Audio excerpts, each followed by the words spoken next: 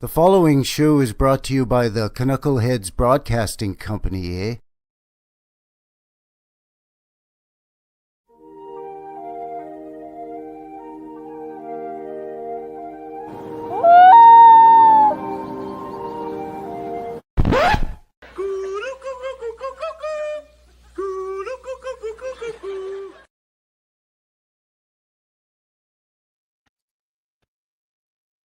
All right, and I think we're live, eh, buddy? Hi, everyone. My name is Frankie. I'm from the New West Reset channel. And I'm Chris over at Old World Exploration. And welcome. Thank you very much for joining us here for another episode of the CANUCKLEHEADS Show. Episode 14. Is that right? That can't be right. That's right. Oh, yeah. Huh. What are we looking at here tonight? Well, probably the old world jewel of Canada, I would say. Not to put it on a pedestal, because there are other locations, but we got a lot of Quebec City old world juice to bring you here tonight. Yes, Quebec City, Canada's oldest walled city. At least that's what they tell us. The only walled city north of Mexico in North America, I read. It's some pretty highfalutin bragging rights for up here in Canada land. Well, eh? we you know how we do. We just, we got that inferiority complex, so we got to overcompensate, eh? we can handle those cold winters. That's right. Our fingers don't get cold. Well, we got to double dip those donuts. That's how we like to do it. That's right. So yeah, welcome everybody. Thanks for joining us here, the CANUCKLEHEADS Show, episode 14. And yeah, as Chris mentioned, old Quebec City, walled city. So how's everybody doing? How you doing, Chris? What's happening? How you doing there in the western side of the mountains? Yeah, we're actually below or above zero right now, so we got a little slushy snow drip going on, and we got Christmas right around the corner here, so the kids are getting excited for that. Yes, yeah. Canadian Christmas, much like Canadian Thanksgiving. No, I'm just kidding. Canadian Christmas is at the same day as everybody else. Yeah. Could you imagine? Canadian Christmas is 3 weeks before. 3 weeks ahead. Yeah, imagine. Yeah. What are they doing up there? There are a bunch of Christmases scattered all over the place, though, aren't there? There's like the Dutch do it in the first week of December, and Ukrainians do it at the first week of January. And yeah. There's the Ukrainian Christmas. There's the Greek Orthodox Christmas. Yeah. Which is late also. I think it's the same as Ukrainian. Same one, yeah. Orthodox Christian, that's right. Yeah. Feast of the Epiphany, they call that. The Feast of the Epiphany. I don't know. They just wear extra fancy mitre hats. That's what I know. Yeah. Who's in the chat here? Who we got? We've got a whole bunch of crazy CANUCKLEHEADS joining us from all over the place. Hippie Shake is here. Hi, Hippie. Hippie's from over there in Wales, in the Welshland area there, eh? Scott Pike. Hi, Scott. Da Phoenix. Good to see you. Vaughn's here as well. And Kathy. Freya. Hello, Freya. Hey, Freya. Quebec. I was trying to figure out what that says. Quebec. I got it. I figured it out. Did I say Quebec? That's right. That's right. Mad Pax is here. Hello, Jason. Marshall. Good to see you. Thanks for joining us all. So Quebec City, yeah, the old walled city. And I've been there a couple of times, being a Quebecer myself originally. I'm an Albertan now. And much like you were saying, it's above zero here too, and the snow's melting. Just in time for us to get more. Hooray! Hey. Anyway, I guess it's better than it piling up for 4 feet or 6 feet. But anyhow. Well, you know what I did today? I went and grabbed a wiper blade from Canadian Tire because my old wiper blade was getting a little bit fussy.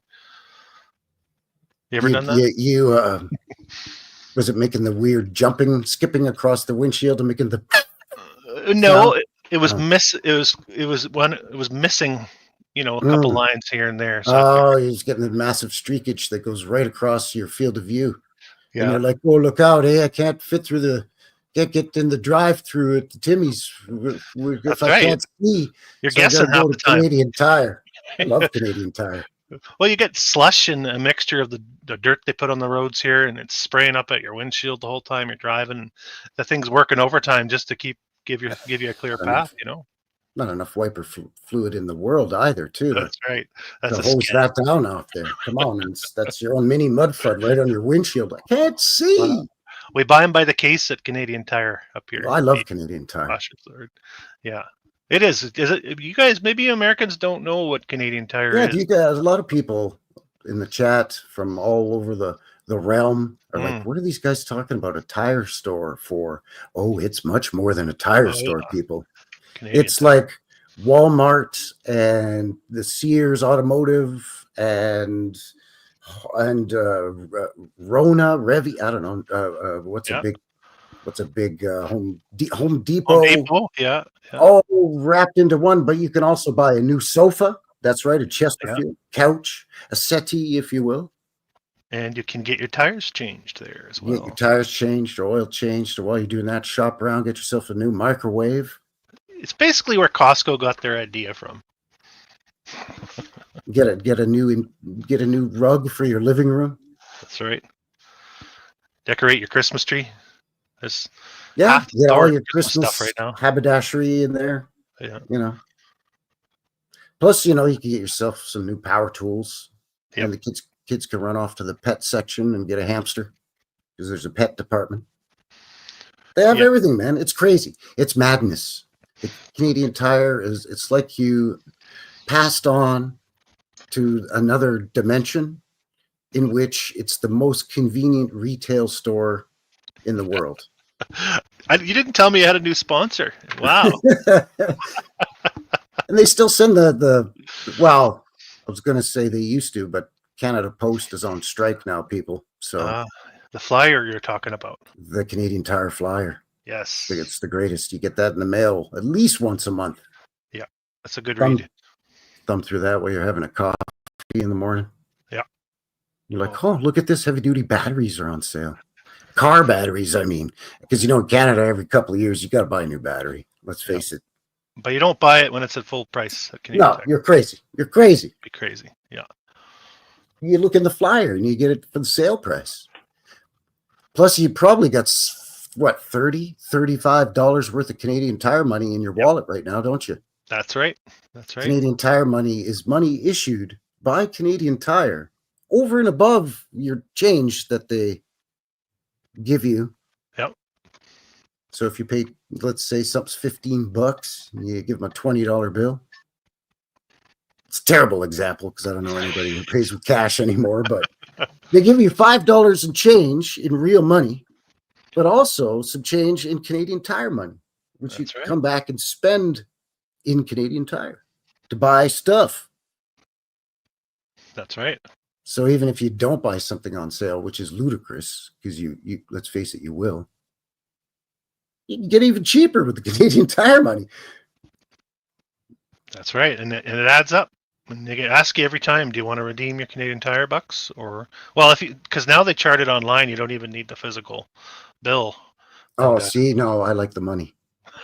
It makes it feel wealthy, like a Rockefeller, eh? Walking around. That's right. I'm a Canadian Tire Rockefeller. Yes. I like that. So am I. Because, come on, man. I'm going to Google image it right now because I think the Canadian Tire money looks pretty good. Yeah, you got to show the folks. This is a weird tangent, but people don't understand. Canadian Tire's they just celebrated their 100th year. Yeah. If I'm not mistaken. Yeah. Oh, come on, man. Let me just quickly. You can't find a Canadian Tire bill online? No. When I was a kid, we'd always raid the folks' Canadian Tire money stash too. I don't think we ever spent it, but it felt good to have what looked like a $50 bill in there. It looked like money because, it is money. It is, yeah. I mean, technically it's money, sorta. Yeah, no, I found it. Show the good people what we're I'm talking just, about. oh yeah, it's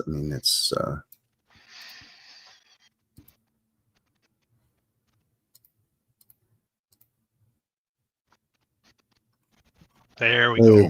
There you go. Nice.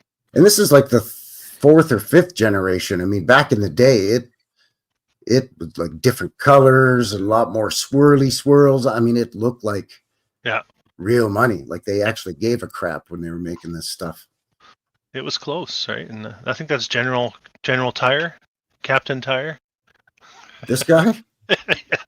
I don't know. Bill, the founder of Canadian Tire. Scotty McTire. That's right. Yeah. Scotty McTire, the founder of Canadian Tire. Yeah. He was half Newfoundlander and half Scottish. Nope, I have no idea. Don't mislead the people with this information. It's fake news. Fake news. We don't want to be putting out any lies here on this. No, we're the ones poking holes in the fibs and fabrications around here. We're trying, anyway. We're trying. But yeah, the Canadian Tire money was good stuff, man. Way nicer look at, like people say that, like Monopoly money, and they even say Canadian money kind of looks like Monopoly money. But the Canadian Tire money very much reflected our actual currency because it looked bright and it was all kind of crazy looking. Yeah. It's like they dropped acid before they started designing what the money was going to look like. The 60s, probably. CIA. Yeah. Blame the CIA for doing that, right? It's MK Ultra bucks. That's right. Where are we going with this? I don't know. That's McGill University. That's Montreal. We're going to go to Quebec City. All right. Let's go to Quebec. Which I've been to. I lived in Montreal, but went to Quebec City a couple times as a kid, mostly in the winter for Carnival, for the big winter festival there. Oh, Yeah. My son went there with his grade 7 class last year, but I've never been. Really? What did he say? What did he think? Do you think it was pretty cool? Yeah, he liked it. They went and checked out one of the churches, St. Anne, which we'll see, and then the Chateau Frontenac and a couple other old places in the fort area there. So I think it's a tourist loop they do. They bring all the kids through and give them the narrative, feed them the narrative, and I have to deprogramming off the narrative when he gets back, question the story. That's right. You have to make sure. All right, come here and sit down. I gotta. That's right. Hold on. When did they say that was built, son? When did they tell you? Don't you believe it? Why are you yelling at me? Sorry, it's not. I'm not yelling. It's called a debriefing, son. Now sit down. Yeah. Mm-hmm. So you know who else went to Quebec City, but it probably didn't have a lot of fun, and it was not very successful. Was Benedict Arnold. Ooh, way back. Yeah. This guy, no offense to any of our American friends. We love our American friends. We do. But this damn fool tried to invade Quebec City in the dead of winter. Futility, I say. When I first heard of this, I was like, wait, Benedict Arnold tried to invade Quebec City? Wait, what? Like, I know, America's tried to grab a little bit of land from Canada here or there in the past. Canada's done the same. Hey, Maine? Yeah, we'll take that, eh? We'll take Maine. And the States was like, wait, what? No, Maine's ours? No, we're going to have Maine for a while there, bud. Anyway, this guy decided that he was just going to, let's just see what the Wikipedia says. In September of 1775, early in the American Revolutionary War, Colonel Benedict Arnold led a force of 1,100 Continental Army troops on an expedition from Cambridge in the province of Massachusetts Bay. Easy. To the gates of Quebec City. The expedition was part of a two-pronged invasion of the British province of Quebec and passed through the wilderness of what is now Maine. The other expedition invaded Quebec from Lake Champlain. It was led by Richard Montgomery. A two-pronged attack, you see. Wow. Yeah. So, but they had some problems. Because, as you'd expect. It was winter there, eh? So Unanticipated problems beset the expedition as soon as it left the last significant colonial outpost in Maine. The portages up the Kennebec River proved grueling. The boats frequently leaked, ruining gunpowder and spoiling food. Oh, that's rough. More than a third of the men turned back before reaching the height of the land between the Kennebec and the Chaudière rivers. That sounds fancy. Chaudière. Yeah, nice. Sounds like a French guy saying chowder. Chaudière. Anyway, Chaudière. Say it right. Simpsons reference. There you go. So, well, you could have a Simpson reference once in a while. Well, that's just silly. Silly, yes. Idiotic, yes. Even though that was Family Guy, but close enough. It's close. So then they, boats got smashed in the whitewater. And anyways, so by the time Arnold reached the settlement above the St. Lawrence River in November, his force was reduced to 600 starving men. Oof. Yeah, that's kind of rough there, eh? That's Canada in the winter, buddy. They should have told you about it before there, eh? Maybe waited till spring, maybe? Yeah, June. Why not June or July? Well, July, maybe it's a little hot. June, May or June. Beautiful. Flowers are in bloom. Yeah. Birds have all come back. It's nice. You can make your way. You can make your way there, right up there, no problem, buddy. Anyway, you can have a picnic on the Plains of Abraham. Anyway, 350 miles through poorly charted wilderness, twice the distance that they thought it was. So they're like, wow, this place is twice as big as we thought up here in Canada. Wow-wee. How much food did we bring? Did we bring enough? Yeah, man, they just were like, wow, this is ridiculously way further than we planned. Yeah. Plus, they lost so much food in the water and whatnot. Oh, man. Anyway, Arnold's troops crossed the St. Lawrence on November 13th and 14th, assisted by the local French-speaking Canadiens. Oh, the turncoats. Damn dirty traitors.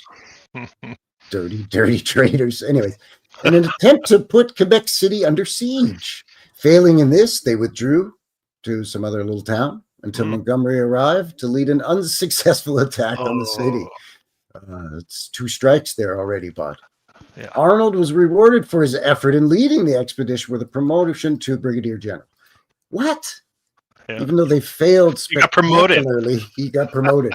There was nobody left. By the way, if you're interested out there, everybody, Arnold's route through northern Maine has been listed on the National Register of Historic Places as the Arnold Trail to Quebec. And some geographic features in the area bear names of expedition participants. That's confirmation that it happened for sure, exactly the way they say it happened.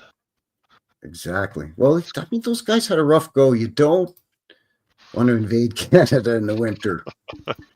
Is that the Canadian version or the American version? Well, that's the Wikipedia version. It's got to be the American version because they were unsuccessful. They kind of hand waved that in the Wikipedia article. Yeah. They tried a couple times, but they didn't quite pan out. And then he got promoted to Brigadier General. It's all about what you stress and what you don't. Yeah. So his promotion was for leading the expedition, not for whether it was whether it had a positive outcome or not. No, just for leading it. You do a pretty good job of leading people to their starving deaths, buddy. So here's a promo for you, bud. Do it again for us, would you? Right? Yeah. So here's another article. This is this is true because this is history.com. But anyway. In September 1775, with the authorization of the Second Continental Congress, 2 expeditions, American troops began an advance toward the province of Quebec, Montgomery, and Arnold. So he led his men through the wilderness of present-day Maine. Right, you. Directly in mid-November, Arnold arrived at the Plains of Abraham outside Quebec City. He requested the city's surrender, but was rebuffed.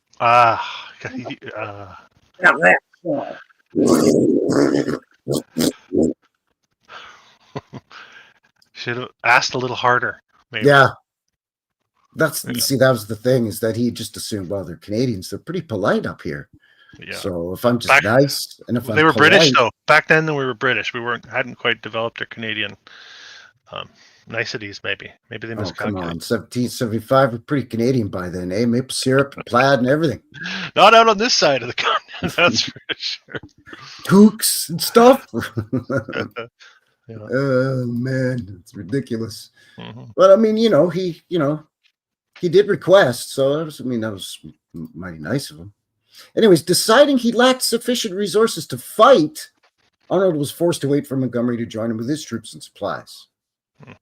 So then in December now, so they wait until the holiday season, these dirty rotters. No offense to our American friends, but these two bozos wait until the holidays now, December. Montgomery and Arnold and their men met on the outskirts of Quebec City and demanded. See, now here you go, Chris. Now, yes, somewhere. They demanded the surrender of the city. General Guy Carleton, or Guy Carleton, the governor of the province of Quebec, rejected their demand. Your mother is a hamster and your father's mother of elderberries. Facing the year-end expiration of their troops' enlistment, the American forces made a last-ditch advance on Quebec under the cover of snowfall in the early morning hours of New Year's Eve, December 31st. Wow. That's what you want to do. Why not? Run across the wide open plains of Abraham, where you can be seen by the massive walls of the walled city of Quebec and all the observation turret towers. This sounds like a Lord of the Rings. In the snow. It does, really. Right? Yeah. For Valinor! The Americans are the orcs coming across the plains of Abraham. Ouch. Whoops. It's a joke, my American friends. It's a joke. Ouch. I'm half American myself. My mom's from Minnesota. It's basically Canada over there too, though. Come on. North Dakota, Minnesota. It really actually illustrates how artificial that border is in some ways, when you have those. Well, because there were times when they actually were part of Canada land. And also there were times when parts of Ontario and Quebec and New Brunswick were part of America. The good old US of A. Mm-hmm. Then you got the Brits and the French squabbling over all that area as well. Oh, yeah. It was just a giant tug of war over the beaver pelt industry up here, apparently. Anyways, the British defenders were ready, however. And when Montgomery's forces approached the fortified city, the British opened fire with a barrage of artillery and musket fire. Ouch. Montgomery was deleted in the first assault. And after several more attempts at penetrating Quebec's defenses, oh my, his men were forced to retreat. It's just really, so Montgomery was removed from his mortal coil and they still kept attacking. That rarely happens. I don't believe you. Like usually cut off the head of the snake and whatnot, right? No, they doubled down. Anyways, meanwhile, Arnold's division suffered a similar fate during their attack on the northern wall of the city. A 2-gun battery opened fire on the advancing Americans, deleting a number of troops and wounding Arnold in the leg. Ooh, ouch. American Daniel Morgan assumed command and made progress against the defenders, but halted at the second wall. Oh, they got a second wall? They didn't those know. Clever Canadians. They couldn't see it. They couldn't see it. The second wall of fortifications to wait for reinforcements. Okay, guys. Okay, there's a second wall here. What do we do now, sir? Just let me catch my breath. Give me a second to think here. We're going to wait for some reinforcements. That's what we're going to do. But, sir, we are the reinforcements. Montgomery's been deleted already. Oh, man. That's right. We're in a tough spot here. We're in a real pickle, guys. We are in a real pickle. By the time the rest of Arnold's army finally arrived, the British had reorganized, forcing the Americans to call off their attack. Of the approximately 1,200 Americans who participated in the battle, more than 400 were captured, wounded, or unlifed. British casualties were minor. Oh, yeah, because they're behind 2 sets of walls. Yeah, that's right. After the defeat at Quebec, the battered and ailing Americans remained outside the city with the help of additional supplies and reinforcements, carrying out an ineffectual siege. Third time's charm, you say? Nope, sorry. 3 strikes are out. However, with the arrival of British fleet at Quebec in May of 1776, the Americans retreated from the area. The fair weather, and that was it. Yeah. So the Battle of 1775 Battle of Quebec was the first major defeat for our friends to the south there, the Americans, during the Revolutionary War. Sorry there, eh? Sorry, eh? Sorry, eh, buddy? Our bad. Our bad. Yeah. Sorry about that, buddy. So anyway, links below for that. I don't remember hearing anything about that in school. And I went to elementary school in Quebec. Yeah, interesting. I never heard anything about. Oh, by the way, Benedict Arnold. You all heard of him, right? Oh, sure, the guy is famous for whatever treason or whatever, right? Oh no, he's not just famous for that. He not once, not twice, but thrice invaded Quebec City in the winter of 1775. Wait, what? Yeah. No, had you ever been taught that? No, I hardly even know the name Benedict Arnold. I did, but not knowing why, I suppose. And the Plains of Abraham, I know of that as well. Yeah, but, the Battle of the Plains of Abraham. Yeah, but well, I mean, it's a bare bones version of history they give us in the schooling system. That's true, and I guess especially in primary school too, because that's really where, I went until grade 4. I think is when I was living in Quebec, and then moving to Alberta, grade 5 onward through graduation. Right, so. Well, you know what? We should probably give the good folks some geography here. I bet you half the people have already done it themselves just to figure out where we're talking about. Oh man, did I ever drop the ball on that? Eh? Yeah, it's I should have did that a long time ago. No, that's the mystery's alive. The mystery's alive. Makes it so so dark and mysterious. You can see it being a real hot spot for boats coming through that channel, couldn't you? Yeah, let me just quickly pull it up on the goggle machine here on the. Sorry about that, there, folks. It's like where are they? Where are they? So here we are in Canada land. So Chris is over here, yeah, and I'm over here, and we're talking on the east here, Quebec. And there's Quebec City, which is the capital city of the province. Yeah. So there's the Plains of Abraham. And you see the walls on that? Oh, we'll be seeing some walls. Okay. But we'll be seeing some crazy stuff. But yeah, basically they had to come across the St. Lawrence in the winter. Yeah. Climb up this large forested steep embankment, which is rock. In the winter. In the winter in Canada. Yeah. The Atlantic Ocean is like right here. It's right here. And, the St. Lawrence, it's cold, right? And plus they've marched all the way up through here already. Yeah. Half the dudes were like, screw this. I'm leaving. That's desertion. Okay, bye.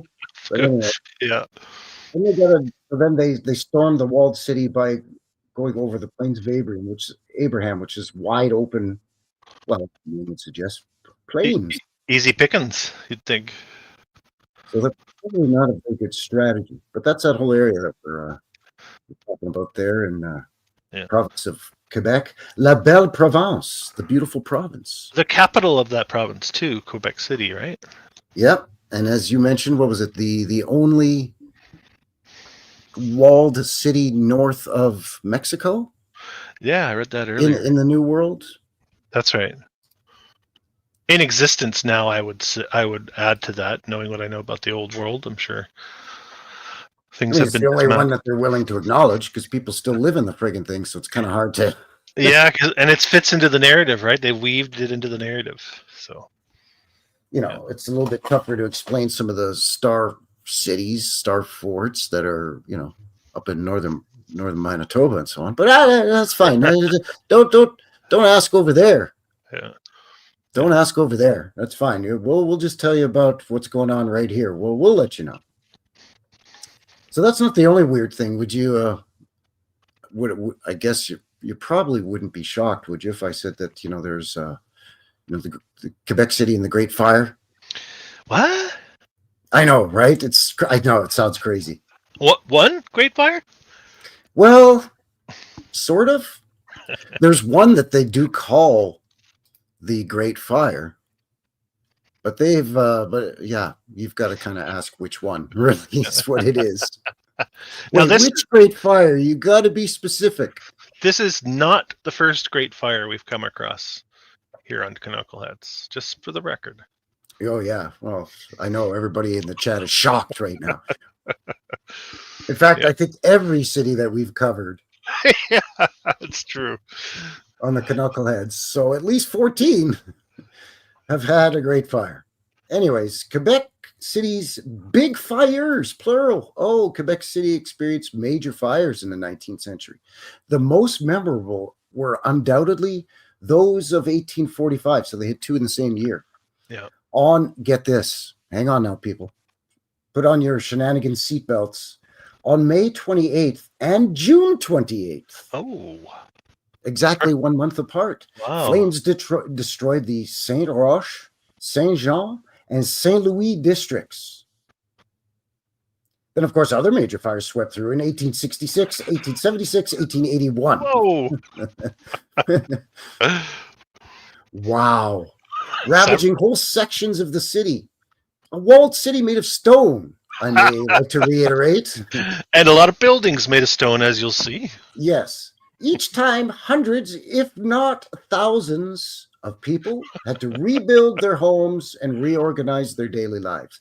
Fire departments began to develop in the late 19th century. Yeah, I should hope so. A little late there, you boys. buggers had two fires a month apart there, bud. What are you doing over there, eh? Jeez. Get some horses and wagons with some water going there. Anyways, reducing the frequency and scale of these fires. So they still had them. They just weren't as big. Yeah. This album bears witness to the residents' courage in these difficult times. Yeah, and then, then there's just, different... Some depictions do we have here? Is that what that is? Yeah, there's some it's artist renderings and stuff. It's... Ooh, rendering. I like those. It's not really... There we go. I'm like, it's not really doing stuff, but now it's doing stuff. So it's, paintings and renderings. So you can see all these stone buildings just up in flames. Somebody took a mental snapshot. Sheesh. And on my channel, by the way, on my live show, we did a sort of a Google map drop where you drop the little man down recently in old Montreal. Oh, yeah. And it's very similar to Quebec City, just very old stone buildings. Yeah. I guess that stone is just like a tinderbox. I don't know. Yeah, it's Flintstone. So then, of course, you got your looking. It is Flintstone. Highly flammable Flintstone. Yeah. Anyway, I don't know. That's a nice depiction. Where I was going with that at all. When you get anise, then you do the twitch in bedrock. Twitch. Yeah, there's people looky-looing there on the shore, just watching the city burn. You could see that it's a wall around it. Yeah. Like what? Filled with stone buildings. What's burning? They must have had a firebug in there somewhere lighting these things. I guess once we wooden roof, and not every building was stone, but once that goes, how does and then you get the narrative of the fire jumped and it came to life and all that shenanigans, right? Quite the built-out city. Though for those early time periods, the way they're depicting some of these burned areas, like these are not a huge population, I don't think, early on. No, in Quebec, well, most of the Eastern Canadian cities, but most especially in French Canada, the cities were built very much in the French European style, France, Belgium, I guess to some extent maybe London and England for the Anglophone. Yeah. But, the narrow streets and the cobblestone paved streets and so on and so forth. Yeah. And old Quebec City, the old part, and old Montreal, It's to this day, it's like that. The narrow weaving streets that remind you of, European cities. Yeah. So, but again, everything was stone. The streets were stone. The buildings were stone. I mean, how does? Yeah. It's just I don't get it. Anyway, one more quick link here. Then I've got a few photos, and then what do you say we take a mid-show break and look at some old video footage of Quebec City. Cool. Yeah. Yeah, and then I understand you've got quite a nice folder. Yeah, it's a little different trying to search for buildings from Quebec City for some reason. I think it has to do with the name, because the province is named the same as the city, so that was a little trickier to navigate. Right, because you might get some little town or hamlet in rural Quebec somewhere. Yeah, but so it might be mislabeled or grouped in with Quebec City as opposed to it just being Quebec, the province, right? And it's usually in French if it's a postcard. So now I'm guessing as to if that's a city or if that's a building name. I guess. Well, you should let me know. I could have helped you out there, buddy. Yeah, next time. Je parle un peu de français, and excellent, excellent. Read it a little bit too. I mean, kind of a. Je parle un petit peu français aussi.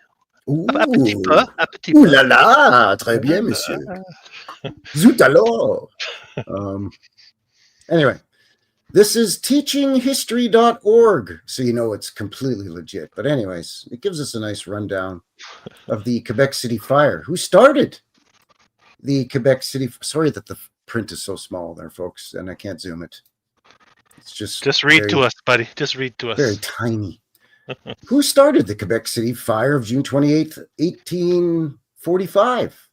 It was depicted in an 1848 painting by Joseph Legaré called The Fire in Saint-Jean Quarter, seen looking westward. It's a bit of a mouthful for naming your painting, but okay.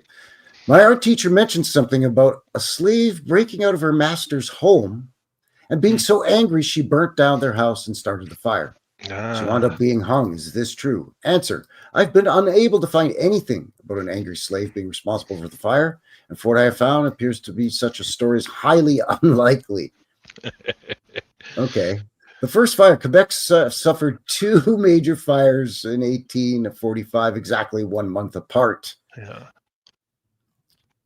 And then the second fire, at 11 o'clock, a month later, right here. It's just... link below. It's just ridiculous. 1,300 houses, churches, and schools have been destroyed in the second fire. First fire, 3,000 shops and sheds, roughly 1,650 houses. Like two fires a month apart. Exactly a month apart. That's absolute carnage. Absolute carnage. Once again. I just don't even. Wait, I got a tickle in my throat here. Reset. Reset. Well, yeah, let's do her up double just to make sure there, eh, Bob? Yeah. Because these Frenchies are stubborn. I don't know. Couldn't get them the first time. Yep. I mean, look how much of a fight they put up against Benedict Arnold. Like, we better really give them what for here with these fires, buddy. Like, they're a month apart to the day. May 28th, June 28th. Like, take off. That is ridiculous, man. If memory serves, I think New York's has a few fires coming out of that time frame as well, right in that close to that area time. Oh, I mean, I'm not surprised. There's probably multiple fires in multiple cities, multiple fires in multiple cities on the same days. I mean, I think that was the case with the Great Chicago Fire. I think there was a fire in another city on the exact same day, but because it was the Great Chicago Fire, it got all the press or whatever. It was in the woods too, the Peshtigo Fire, and all through that area it burned. Yeah, it's there's a lot to that one for sure. Can of worms there. Can of worms. But I mean, this is just ridiculous, man. So anyways, links below, teachinghistory.org. Two fires a month apart to the day. Oh, man. That's a hell of a domain name too, teachinghistory.org. You really think highly of yourself if you're making that your domain name. Right? I'm the one teaching history around here, people. Yeah, exactly. It's right there. It's in the name. Don't mess around with me. Don't listen to those other guys who question the narrative. Yeah, no, they're not going to teach you a thing. They're a bunch of big dummy heads. What I'll do is I'll repeat what I find in this book verbatim. Yeah, you Just don't. for you. Anybody who asks questions, that's not the way to do it. Let me ask you something. How come you asking so many jackassy questions?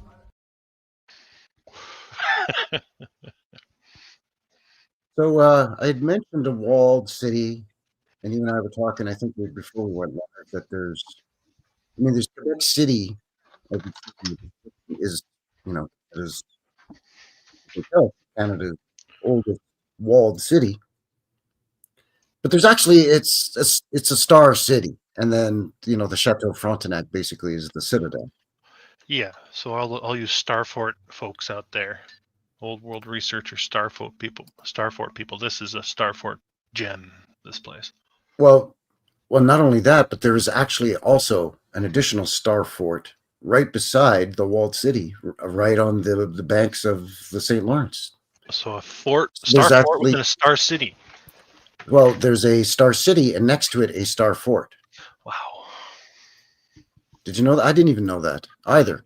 I did not. I didn't. Wow, look at that. Oh, I know this one. Yeah. This is called the Citadelle du Québec. Here's a little bit of a better definition. Oh, they put a heliport in on this one. Oh, thank goodness they put a heliport, because in the older picture, they didn't paint a giant H in the parking lot. I thought maybe the heliport was original, but for the airships for a second. Well, there you go. Well, then it wouldn't be a giant A then for airship. The H is for how's it going, eh? You need a steeple. You need a really tall steeple for the airships, right? A mooring dock. That's true. You need something to moor it, and then you need a big giant hangar. But yeah, armory. You can just see.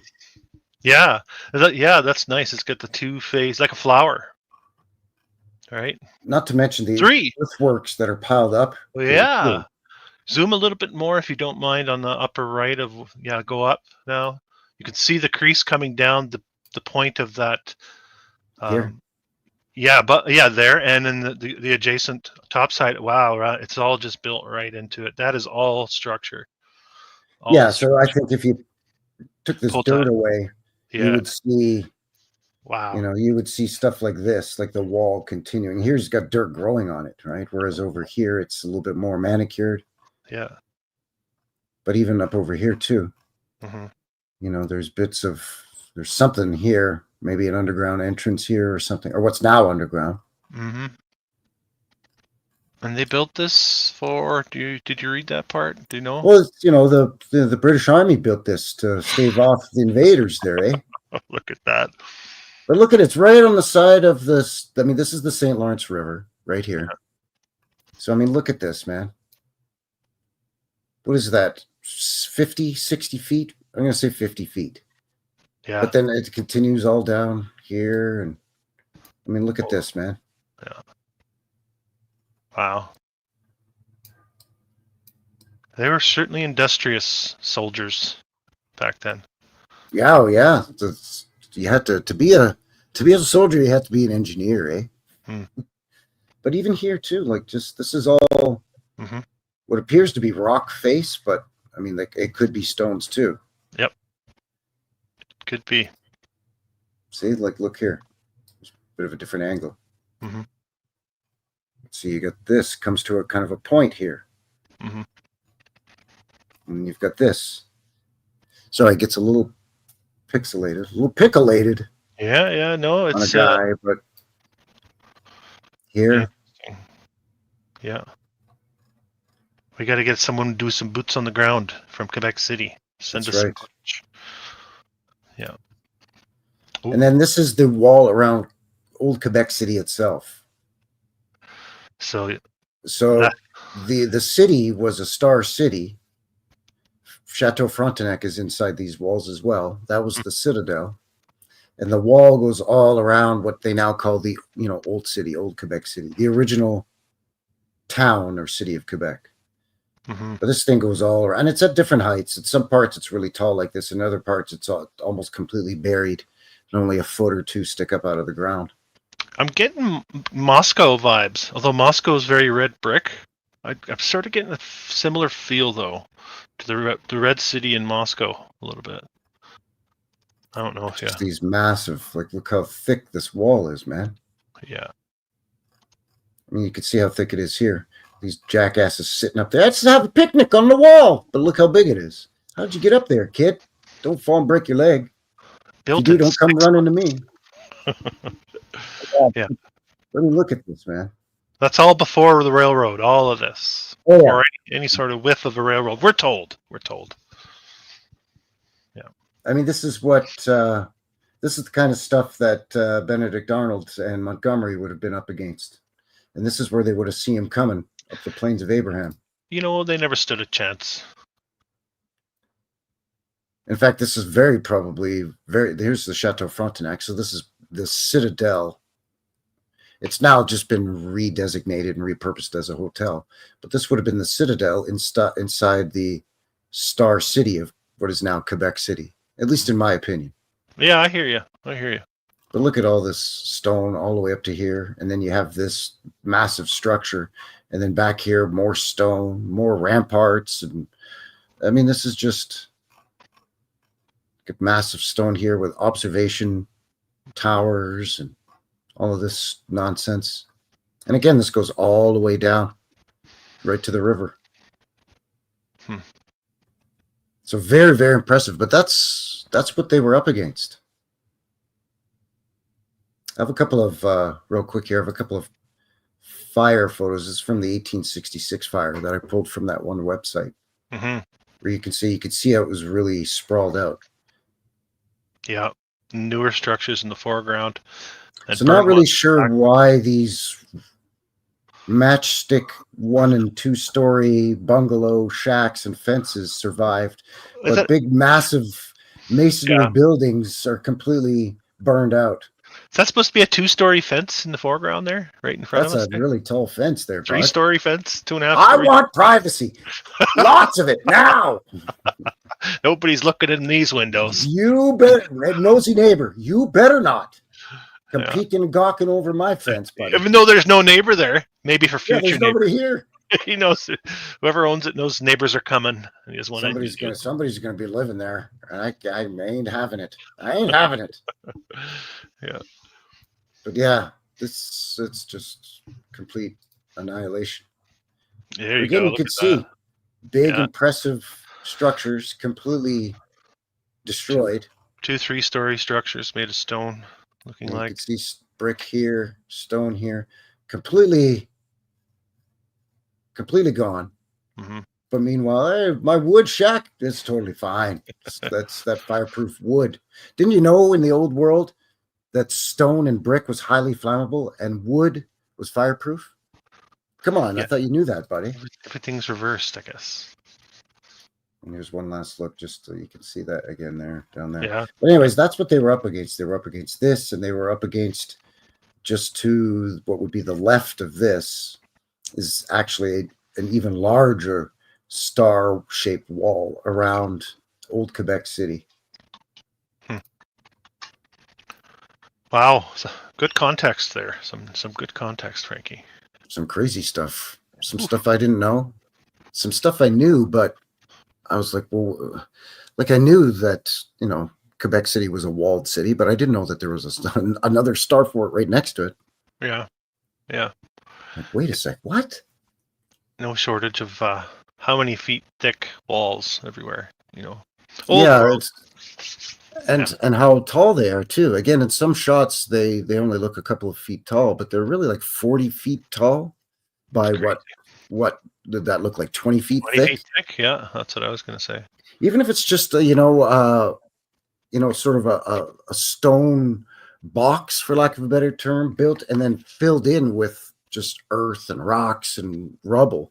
Even still, that would be a formidable wall to try to, I don't know, I guess against cannon fire, they would say, or trebuchet fire, or whatever, right? I don't know. Yeah, they must have valued the location enough to do that. It must have been very strategic for them to put so much work into fortifying it and defending it. All them beaver pelts, buddy. Although I did read as I was looking into the history of Quebec City that it wasn't particularly Jacques Cartier, I think, makes note of that. Jacques Cartier is, I think, the first one from the New World or the Old World to come over, and it wasn't particularly interesting or worthy of something along those lines. There's a contradiction in the narrative too. Huh. Yeah. Jacques Cartier, you say. Apparently, it was special enough to fortify, I guess, but not in his eyes. Who knows? The guy sounds like he's just one of those hipsters that's trying to be a contrarian on purpose. You know what I mean? Like, it's all right, I guess. I've seen better. Yeah, exactly. Right. One of those guys, like, when you're at a live show or at a party and it's like, hey, this is great. And he's like, yeah, it's all right, I guess. That's how you type. Isn't that how you type it now? Meh, M-E-H. Yeah, meh. M-E-H, meh. It's all right. I was kind of thinking of maybe bailing. I don't know. I was fixing to leave, maybe. It's all right. I don't know. Meh. Yeah. Meh. Anyway, what do you say we take a mid-show break here and sure, give everybody a chance to, I don't know, smoke them if they got them or whatever the case may be. I've got a video here of Quebec City, a little more recent, 1940s, but it's taken from some home movies. So it's not necessarily the touristy, trappy type stuff, although there's some of that too. But it's a little bit off the beaten path, and you get to see you get to see some street scenes. So anyways, it's about 3 minutes. So let me just pull that up for you. And when we come back, Chris is going to knock it out of the park with some old world photographs of Quebec City. So yeah, just over 3 minutes. We'll see you on the other side. All right, stick around. We'll be right back. Thanks again, everyone.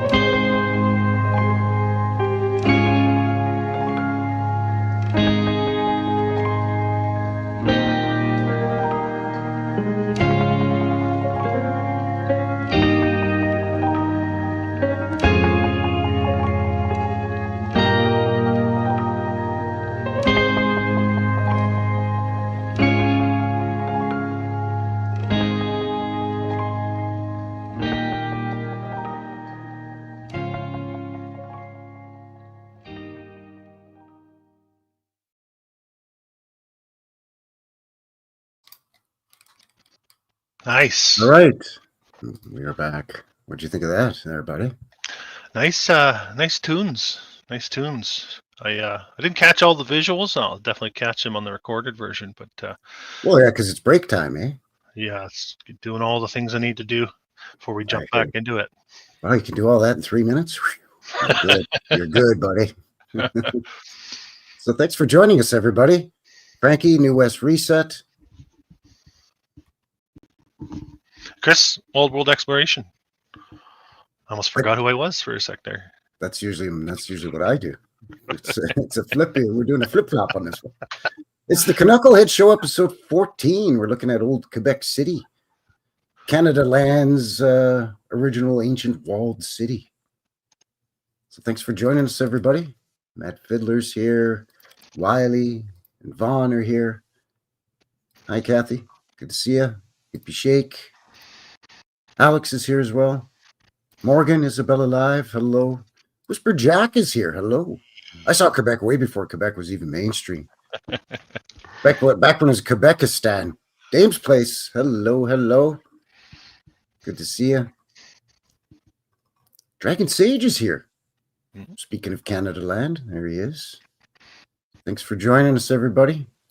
If you haven't already, maybe consider giving a couple of guys, a like, and make sure you're subscribed, and all the stuff that all the other channels hound and pester you to do every video. Follow along for more content. That's right, please, because there's not like there's shadow banning or anything. No, never. So you might not be getting all the notifications for the uploads and all that. Frankie and I figure we should be huge. We should be Mr. Beast huge, and we don't. That's right. If it weren't for the YouTube algorithms, we'd be right there. We'd be, PewDiePie would be like, "Look out, man, for these two." Who, DPie? That's what I was thinking. So welcome back, everybody. Thanks for joining us here. What is this, anyways? It's Saturday night here for us, anyways. December 14th. Yeah, I was a little worried we were too late for the old East Coast, but I mean, we're thinking wherever you're tuning in from, you can't please everybody, so you got to pick a time sometimes, Yeah, well, it's you and I were only an hour difference, but yeah, it's tough to wrangle everybody in. But with the weekend give chance folks to maybe watch it on the re-up. So if you're watching it after the fact, thanks for all your support as well. Really appreciate that. For sure. So what do you got for us here, buddy? Well, we got the geography in, so people maybe have an idea where we're talking about, and we got some where we're talking about. That's right, out and about.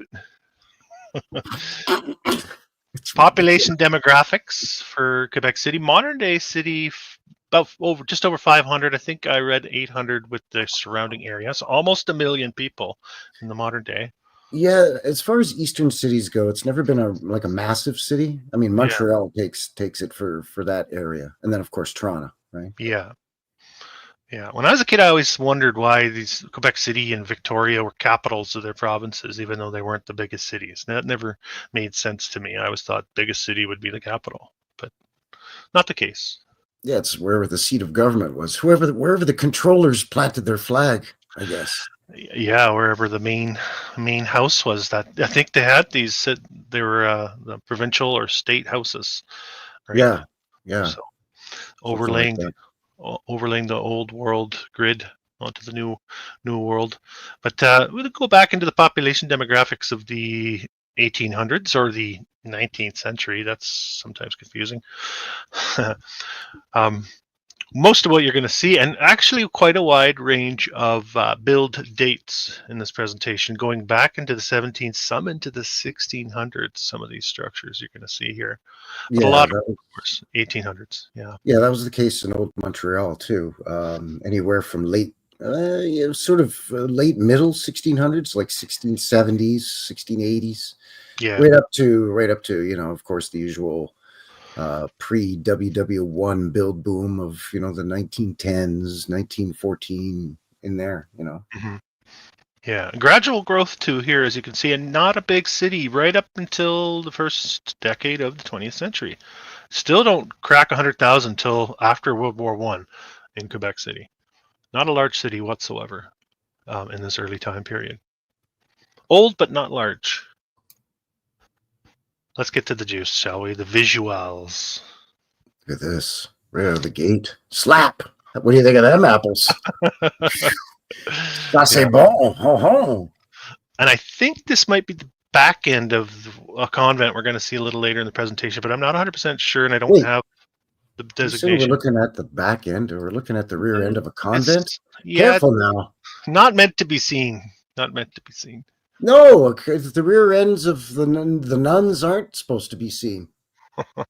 Actually, before we get into my main file, I'm just going to quickly go through the Chateau Frontenac file. So we covered Chateau Frontenac in detail in our Canadian Railway hotels, didn't we? Yeah. So I mean, it's probably the most majestic of all these so-called railroad hotels. I mean, it's definitely a citadel or a castle. I mean, chateau is French for castle. It's preeminent for sure. It's the benchmark for what they call the sort of the Canadiana build style with the extreme angled roof, usually green, with the red brick and stone. Chateauesque. Like the Parliament buildings, for example, too, right? Yeah. But there are beautiful ones all across Canada, and if you haven't seen, I'm talking to you watching now, if you haven't seen our presentation on the railway hotels, it's certainly worth a look. You'll probably be quite surprised at what we have up here in Canada that links to the railroad that look like this. Yeah, I mean, this is the pride and joy. I mean, take a look at the quality of this thing's outstanding. Yeah, it's outstanding.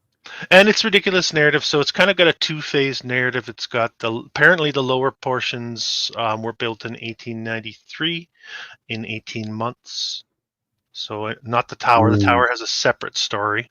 Although to me that looks like all one building. It's all existed as one building in the same amount of time. Doesn't make sense to me. But 18 months for the lower portion. This one comes around in the 20s, and they say they built the tower in the 20s, although you can see very little evidence of that. There's a few construction photos out there.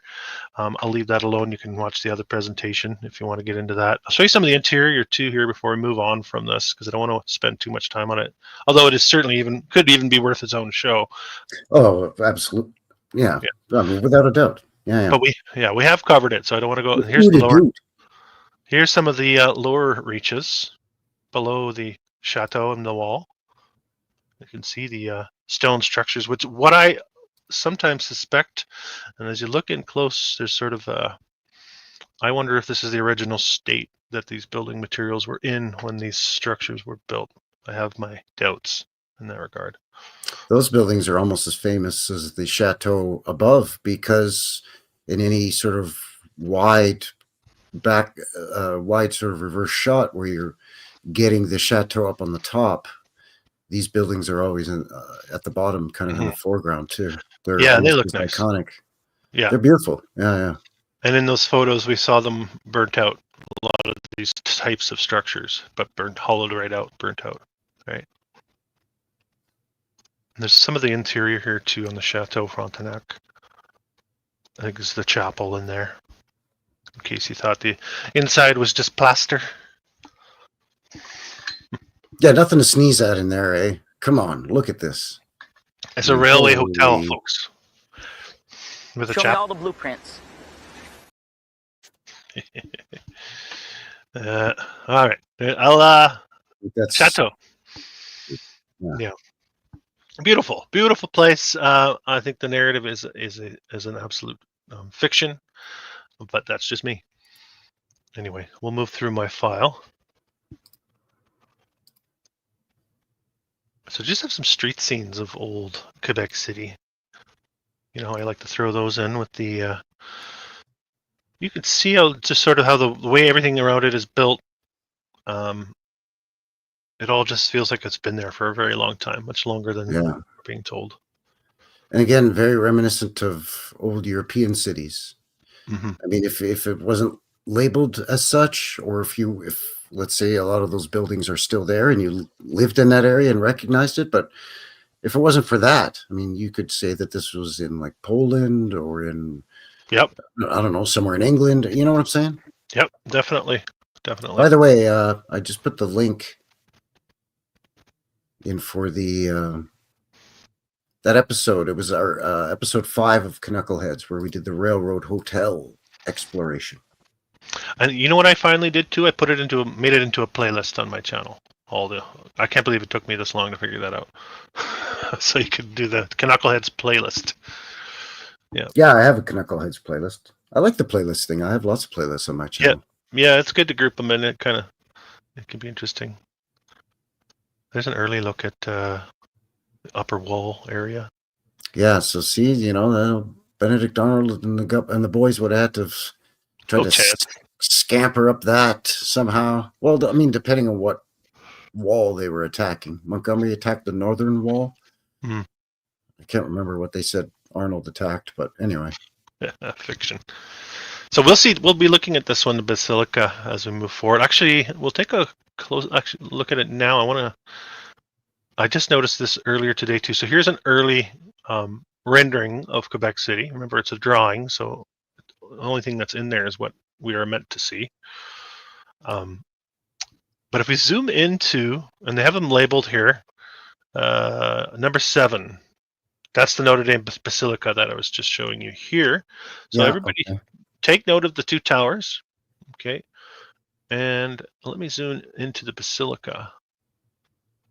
What do we notice about the 2 towers? I think this one is still intact, and it's right here. And I think this one used to be way, way taller and look like this. Yeah, it's been decapitated. Looks to be that way, and it makes sense when you look at it. I mean, come on, who put on this little hip roof? Oh, we see that all the time. Didn't you just show an example of that in your most recent video? Yeah, it does. It shows up everywhere for sure. Yeah. But it's cool to find the old ones when they still depict it, and I think that's what they're showing us here in the drawing. Look, and that's how it used to be. Yeah. Look how big that is too. What's number 6 there, by the way? What the heck does that say? Number 6 is the Jesuits. Les Jesuits. Heard of them? Rings a bell. Heavy Jesuit influence in Quebec City. Yeah, absolutely. Everything here we're tied in with the Vatican, and of course the crown comes in afterwards. It's the same old story, same old culprits, isn't it? Yeah.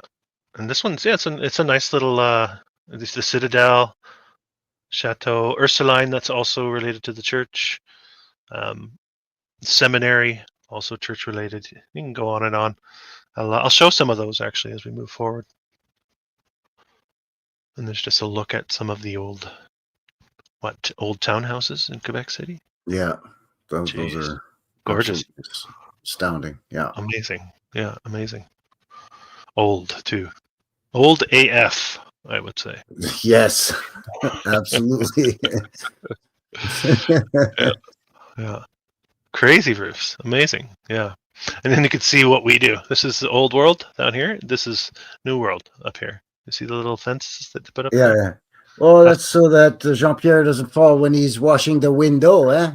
That is right. His brother fell when he was doing it up there, so we need to put a fence up there to make it safe. That's crazy! How'd you like my Quebecois accent? That was pretty good, buddy. Thank you. I can't lie too much on this thing. It was pretty good, huh? All you got to do is picture any really good hockey player except Wayne Gretzky in your head, and that's how they talked. That's right. Usually missing a few teeth. Of course, I grew up with 70s hockey, so, Yeah. That was street cred. Those guys didn't wear helmets and stuff. They were crazy. Hey, this is the old armory. Do you remember when this burned? It was 08.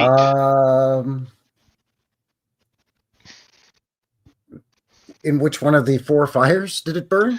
No, 2008. Oh. So I actually do remember this news story in 2008, way before I was old world guy, way before. I don't remember that. I remember the Cathedral Notre Dame Yeah. burning. But I vaguely remember this story being plaster all over the CBC, the old CBC up here in Canada. You listen to the Ooh, CBC if you want the truth. man, look at that. Yeah, 08, that thing burnt right out. What a shame. Whoever did that, shame on you. Shame. I publicly shame you. I should do a walk of shame. Yeah, We need to bring back public shaming. that's right. 1885 to 1888. Stockades in the town square, and Throwing your rotten vegetables, right? people can walk by and point their finger at you and shame on you for starting that fire in that glorious old world building. Look at the quality of materials here too. It's gorgeous, and the detail. 1880s they're building this in Quebec City, and remember, there's not a lot of people living there at the time. This whole time there's less than 100,000 people, probably about 60,000 people at the time when they're putting this. Well, yeah, and they're staving off invasions by Americans, and having to do all this other crazy stuff. And then look at the inconsistency. British and French at each other's throats. Yeah, I think this all used to be red brick. Honestly, that's kind of where I'm leaning toward these days. Because look at the shape of it all too. Look, what they have: black bricks, white bricks. I don't know. And why would they alternate them in such a random order like that? I don't know. Yeah, and there's a lot of red brick still red on it too. And I got to tell you that, again, as a kid growing up in Quebec, in the province of Quebec, but in Montreal, there were so many more brick buildings, old and modern, like just houses, like a 2-story bungalow or just whatever your house would be, 1,000 square foot to 3,500 square feet. So many of them were brick. It's like the red clay to make the bricks was super abundant out there. And I remember thinking as a kid when we moved to Calgary, Alberta, thinking there's not as many red brick homes. They seem to be, wood frame homes that are covered in siding, whether it be wood siding or vinyl siding or some other composite, whatever siding, depending on the age of the home, right? But yeah, of course, now with new eyes, I'm finding a lot of red brick buildings in Calgary when I do my boots on the ground stuff. But it's kind of hidden though, right? It's not as abundant as it is out east. There's a lot of red brick. Yeah. It fits the narrative if you see it in certain areas. Like I just out west here, it's sandstone. It's all about the sandstone. Again, not to say that there aren't old red brick buildings here, but there's a lot more sandstone. Vancouver's got a real red brick district down. I think it's the Gastown region of Vancouver. Yeah, East Hastings, Gastown. Yep. Yeah, absolutely. Gastown's beautiful, actually. Yeah. I don't even. So I've got a real long French sentence that's telling me what this building is. I know it's attached to the church, Saint Michael, Archangels, Eucharist is in there, but and the photo's from 1900. So I'm guessing this is some sort of convent or something along those lines. Yeah, it's probably a convent or a seminary or something like that. Yeah. There's no shortage of those back then. The French Canadian population is overwhelmingly Roman Catholic. Yeah. This is a tricky one too. This is kind of what I was talking about. Like I can't be sure this is in Quebec City. It just says Quebec, right? École Polytechnical School in Quebec. So doing my research, I had to do some sifting and really pick out the ones that I tried to make sure they were in Quebec City. This one I'm not sure of. This could be Drummondville, Quebec. This could be, I see what you're saying. Yeah. Saguenay. How do you say that one? Saguenay, Quebec. I don't know. There's a Saginaw in Michigan, and there's a Saguenay, I think, in Quebec. It gets confusing. Yeah, Saguenay. Yeah, that's what it is. Yeah. So yeah, this one not sure. We'll move on to not to be confused with Chateauguay. There's a Chateauguay too. Massive factory here, the old tobacco factory. Must be, what is it, Imperial? Oh no, what does it say? Something KOUDE tobacco company here. Tobacco. Yeah, but on the other side. Oh, tobacco and snuff even. There you go. You're right. Yeah, it's HOUDE and Co. B. Oh, Howd and Co. Howd and Co. Yeah. 1891, I believe. They got the date here. Big building, though. Not the only tobacco factory we'll see in this presentation, by the way. Unless it's the same one. It doesn't look the same, but... That's huge. Yeah. It is, isn't it? And I think there's a lot of that going on here. They had to burn a lot of them down. So here is the Basilica of Notre Dame. And like we said, this probably was a massive tower here, much taller than this one, coming off of this side. Which would make sense because the base, that would just, what's remaining is just the base of the tower. Mm-hmm. And the base of that is much taller than the base to its second tower there. Yeah, which is down here. Yeah. Yeah. Interesting structure, and inside is not much to look at, though, really. Just kidding. Just kidding. Here's the inside. They took their time. Wow. Yeah, man. Yeah. And I thought I had the time on, or the date this was built. I must have missed that one. But it's going way back into the narrative. These ones, I would say mid-1800s, just to venture a guess. I won't search it right now, so I'll try to stay focused on the presentation. But look at that. Okay, now this is a nice high-quality photograph. Man, oh man, there's enough gold in there for you, boys. Sheesh. Yeah. Take it easy. That's just how they roll in Quebec City. They went crazy with the good. We go nazer with the gold here, Carlis. Yeah, you're a little bit more gold on the top there. We need Jesus with his hand up. Man, it's just a little bit more. And you got the rosettes. You see all the rosettes? Old world. Energy, some sort of energy emitter or receiver, I think. Something along the lines. If you subscribe. Everybody in the chat is just saying, wow. Wow. There's like 6 wows in the chat. Oh, it's no big deal. It's just another basilica in Quebec City. It's not the only basilica. Yeah, no biggie. It's pretty outstanding, though. It is beautiful. Yeah. But we have to move on. What do we have here? A hospital with a couple domes on it, because that's how you build a hospital back in the day. You need to have a buttload of domes on your hospital. Again, one of those ambiguous, maybe Quebec City. So not 100% sure that's in Quebec City, but certainly worth a look anyway.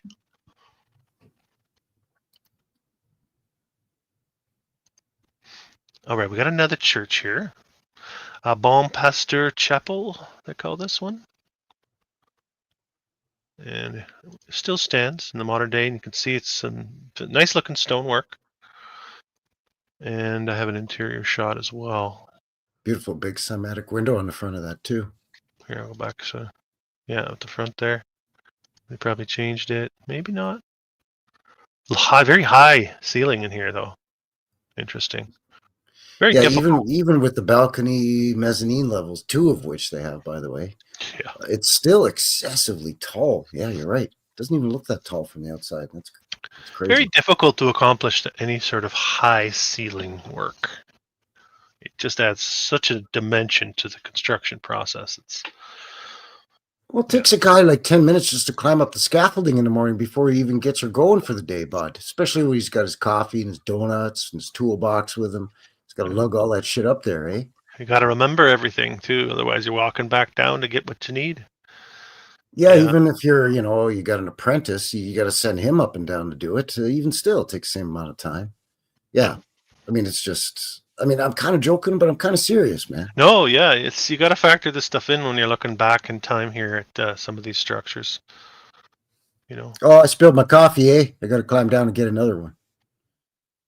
Somebody brings in a fresh box of donuts, so when you spot a cruller from up there, you're going to climb down and get it. It's another 10 minutes. Yeah, not sure on this one either. Again, Quebec, Canada. Is that Quebec City? Might be Montreal. I'm not sure. There's not too many of these in here, though. I think generally, in my experience, it's Montreal. It's labeled Montreal. Montreal as a name is pretty well known realm wide. Pretty much everybody's heard of Montreal. Yeah, no, you're right. Yeah. It's probably our most metropolitan city, and most well-known city, I would say. Mm-hmm. Maybe Toronto, Vancouver to some extent. Yeah, Montreal for sure is kind of probably the most internationally interesting city in Canada. Well, as far as we're told, anyway. Yeah. Right. I have more of this. We'll move on to this a little bit later. This is the old seminary now, a part of Laval University. This one jumped the line. This one, I got more on this later. So man, they got silly with the cupolas on that thing. Oh, those are easy to build. Oh, sure. So again, cupola with a dome, and then another cupola with another dome on top. Yeah. So that we can make up for our inferiority complex. And then throw the big cross at the top there. Yeah. Wowee. Yeah. All right. We'll see more of that as we move forward here. This is the Capitole de Quebec theater. I think that's a theater? It is, yeah. It's nice. Wow, the you don't realize how big it is, and then you take into consideration those are horses and carriages in front. Mm-hmm. So look how huge those openings. Those almost look like the openings you would see in a fire hall. Yeah, you're right. We've seen that before. Look at that mansard roof too, with the roof. portal dormers. Come on, yeah. man. Yeah, it's beauty. Still stands, and it's definitely an attraction. Wow, come on. Yeah. That's a beaut. I love how they stand the test of time. These two photographs are 100 years apart, and it's just like looks exactly the same as it did. 100 years just ago. as impressive.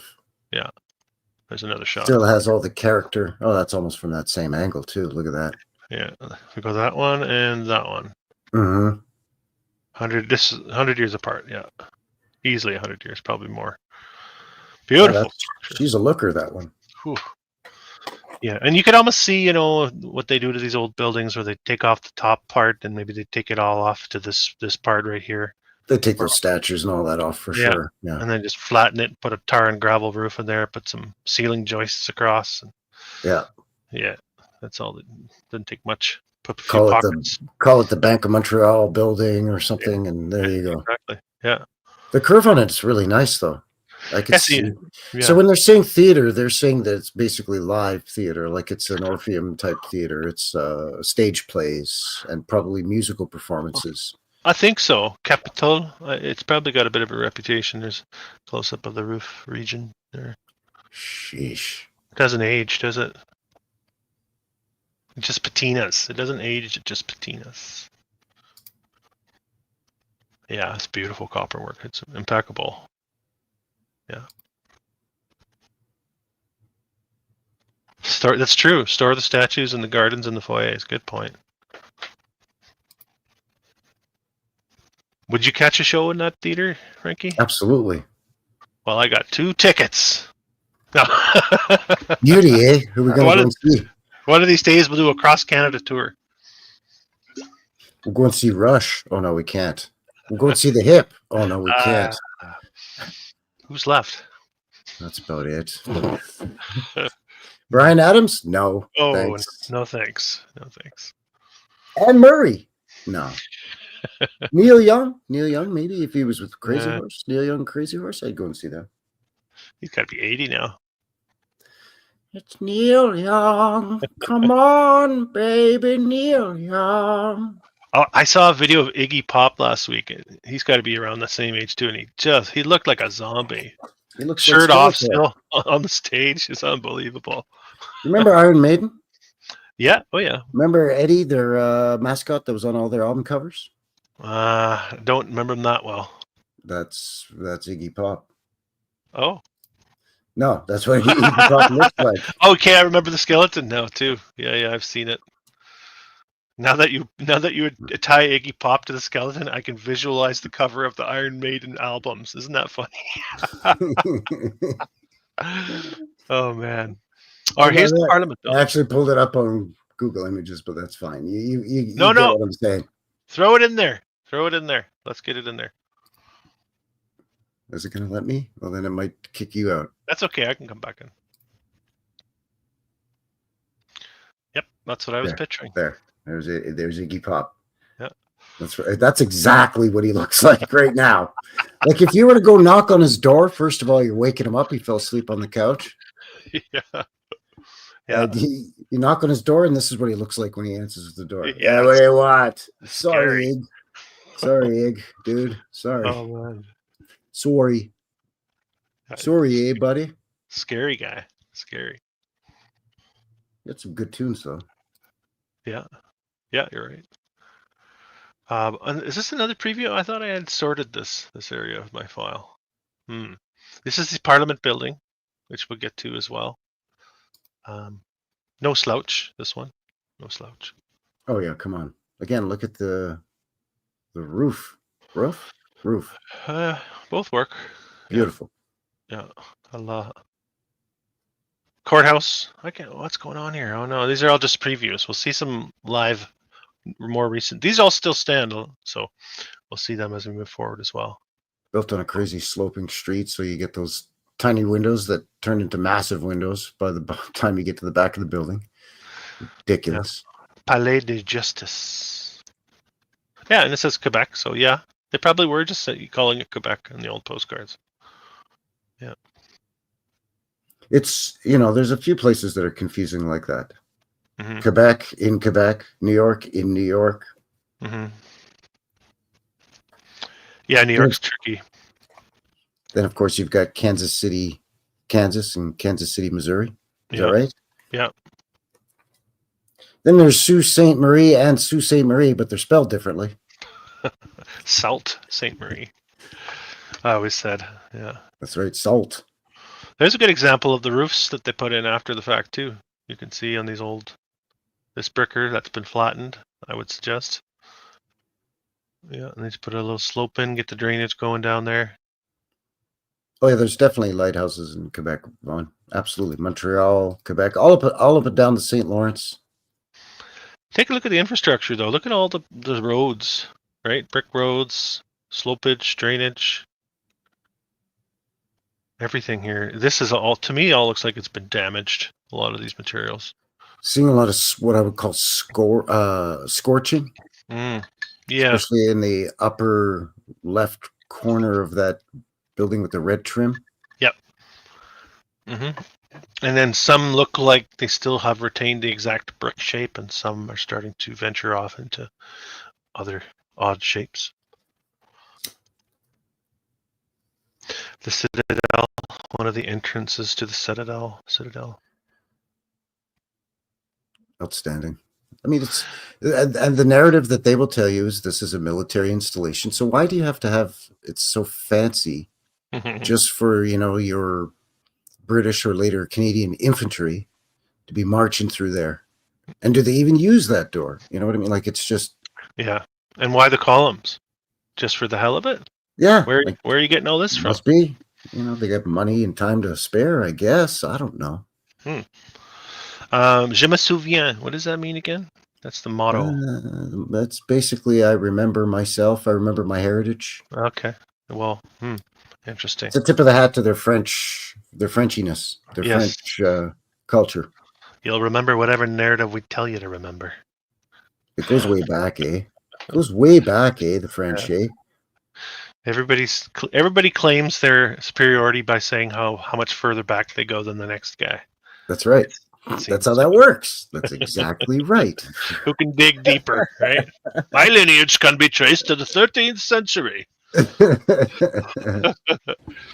That doesn't make sense. Yeah. All right. City Hall. So you're going to see a lot of modern photographs, because I had trouble finding the old black and whites for a lot of these, believe it or not. Well, and the nice thing about Quebec City and old Montreal, again, the old portion of Quebec City, the inside the walls, is even though they had all them fires, apparently, and the walls acted like a giant fire bowl. But but seriously, yeah, the structures that remain, that are still standing today.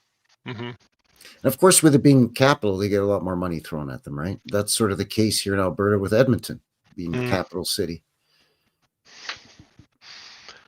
Yeah, this is the old City Hall, and You know what's funny too? A lot of watermarks you're going to see too. So I apologize, folks, if you're looking at pictures of watermarks. They seem fairly well protected with their visuals of a lot of the buildings in Quebec City. So, in my experience, and I've done 100, 150 cities across North America, Quebec City was a strange one to research compared to the rest, for what it's worth. It was what? Sorry? It was a strange one to research, difficult to get the types of visuals I like to usually get. Yeah, like stuff like this. This is what I like to dig up. Yeah, this is It gives you the historical context here, and remembering that there was like 70 or 80,000 people in here, and they got to build stuff like this for some reason with all the infrastructure. Yeah, check it. Yeah, and you can see it all in the foreground. And obviously, this photograph's coming from horse and buggy days. And you can see all the tram lines in the streets. All the infrastructure looking like it was all a part of the same civilization. Wasn't separated by 100 years. You know, the building of the wall and then the implementation of the rail lines. This is all a part of an infrastructure that was one, as far as I'm concerned. Yeah. Yeah, it was already sort of one cohesive, functioning. Yeah, I think so. Infrastructure. You know, I the think buildings, the roads, the rail system, the steam systems, all of that. And again, this is like another great old and new comparison, just to give you a sense of how these things don't age at all. 100 years apart, these two photos. That's why I find it so preposterous when they say, "Oh, we had to remove this or that because it was deemed unsafe." Oh, so it stood for 100 years and was fine, and all of a sudden now you clowns take over and you take the towers off or take the statues off out of the nooks. Oh, a strong wind's going to knock over that 8-foot marble statue. Get out of here with that song and dance. Yeah. It's the same old story. It's always the same old story. Yeah. There's the Chateau Frontenac in the foreground. We've got some pencil action going on here in this photograph, I think, too. Certain things have been shaded in, it looks to me. Yeah, they sort of tried to bump up the contrast by penciling in some of the darks. Looking like we've got a central fountain location here on the left as well, which is interesting. Look at how every dormer's got to have a little pointy little top to it. Little hat. Get out of here with this. I mean, yeah. Like the guy, like picture, that's the 1890s, 1880s, 1870s. They're building these, right? Yeah. Some guy's got a rope around his waist that's attached to the top of that roof somewhere with, I don't know, a big nail nailed into it or something, or who knows, some kind of clamp. Yeah. And then he's kind of shimmied down onto there with his hammer and his nails or whatever. And he's working on that up there. Yeah. It's and pretty far-fetched. And they come to him and say, "Make it pointy, Jean-Claude, make it pointy." Yeah. And he's like, "Yes, come on, I gotta make this thing pointy up here. I'm sick and tired of doing this for these rich bastards. Didn't we not have our revolution?" Like, I mean, just the extra, I know I say it all the time, like change the broken record, Frankie, but the extra effort that it takes to put that pointy little bit on the top of every one of those. They've all got dormers. They've got these neat little towers and cupolas everywhere too. And they got right here. Look at this one. You got I know it gets grainy, but Daily Telegraph. Oh yeah, because that's a sign here.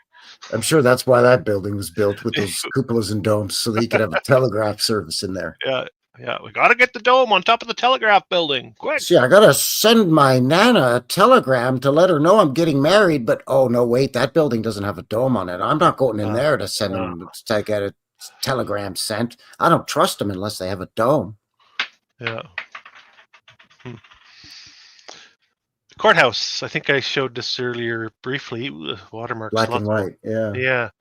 Here's your timeline. Here's the 1880s.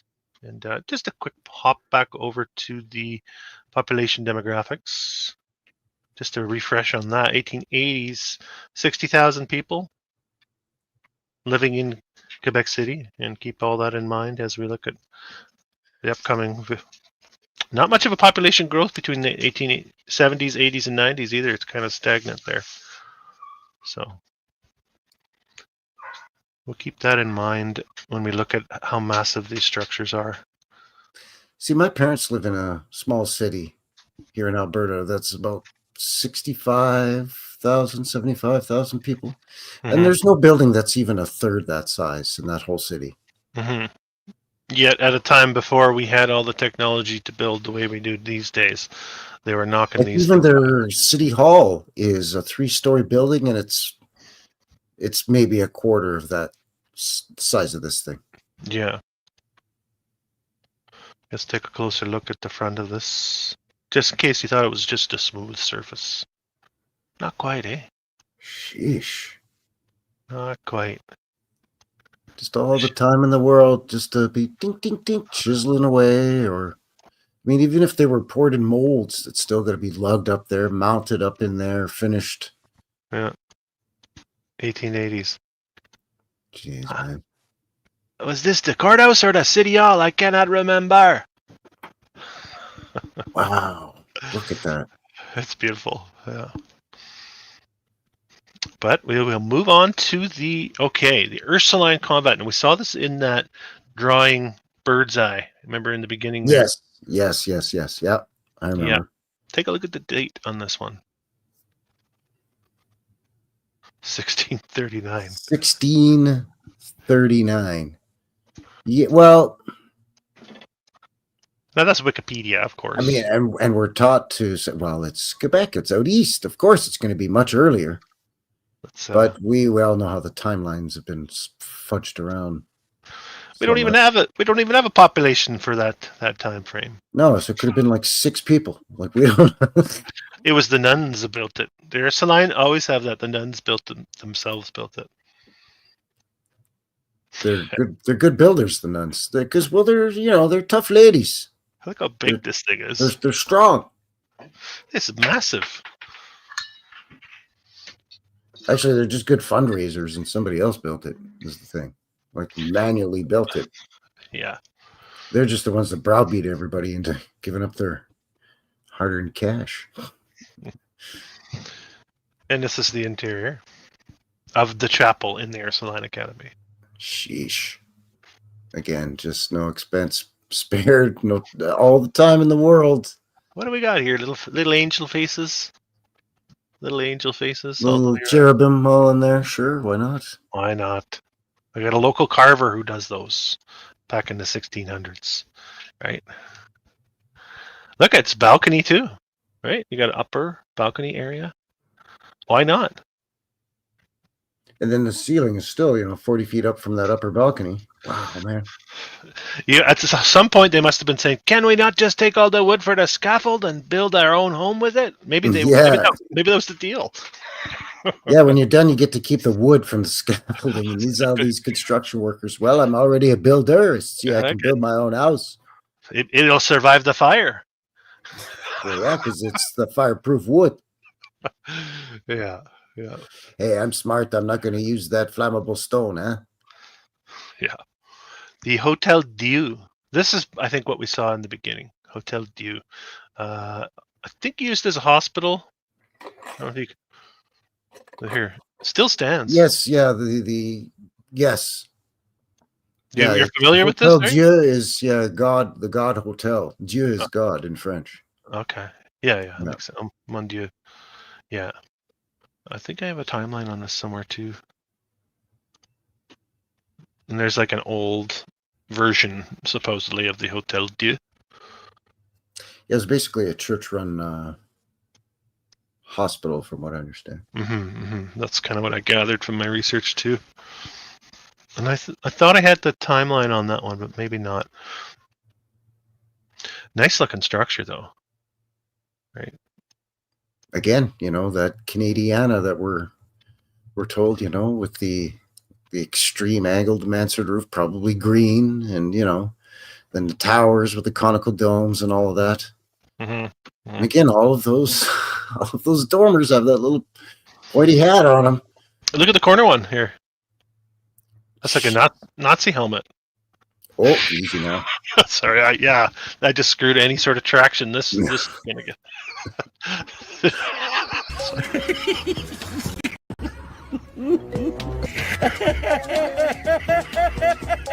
Hey, I wet my jockeys here.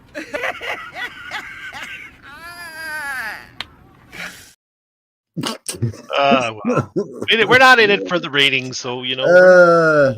No, man. I mean, like when you zoomed in on it and said, "Look at the one in the corner," I was just completely flabbergasted. Yeah, look, it's the extra effort. Why would you do that? Come on. I'm glad they made these buildings as beautiful as they did, but I mean, there's got to be some kind of function to the form of it. It's just too good to be just to say, "Hey, look at it." You know what I mean? And I mean, even this is just supposed to be a gate into the city. Mm-hmm. It's like, so why do you need your city gate to be so fancy with the turret, with the conical dome and the alternating stone and along the top? And it's, come on, man. Supposed to be 1700s, I believe, too, or early 1800s. They built this. Yeah. So. All right, we'll move on. And I guarantee I've missed quite a bit from Quebec City. I think just the search was tricky, and I'm sure any of you from Quebec that are watching this or who have been there will point out that I missed a couple important ones. Yeah, let us know. Leave a comment on either on my channel or on Chris's if you watch it after the fact, and if you're from Quebec, yeah, leave us a comment and let us know. La Fabrique. I think this is a factory where they made fabrics. Makes sense to me. 1872 this was supposedly built. Because you want a beautiful factory that looks like a high school or a town hall. Oh, no, that's my factory. Yeah. What do you mean? You must make fancy clocks there or something beautiful furniture? No, we just weave fabric. Fabric for all the awnings that they hang on these beautiful buildings. Yeah, right. Yeah, keep the sun out. Yeah. Come on. Now, here's some of those row houses again, I think, that we probably saw in color earlier. Wow. Just outstanding, man. Yeah. Look at all the tech on top of those, too. Amazing. The inverted, what is it, the concave? Is that concave or convex? Like, you see how it sort of curves up the roof? Like, that's tricky work. Very tricky work. Yeah. Concave, I believe. Yeah, you're probably right. Convex would be... Yeah, okay. Let's not get into it. Yeah, there's that massive wall again, that gate. Mm-hmm. All right, so this is the... I showed this earlier briefly. Again, watermarks everywhere. But this is part of Laval University in Quebec City. And the old... What did I say it was? A seminary. The old seminary. Yes, that's right. Yeah, with the crazy cupolas on top. Jesuit seminary, for sure, right? Because they needed a seminary. We have some old looks at it, too. Just high quality work here. Very high quality.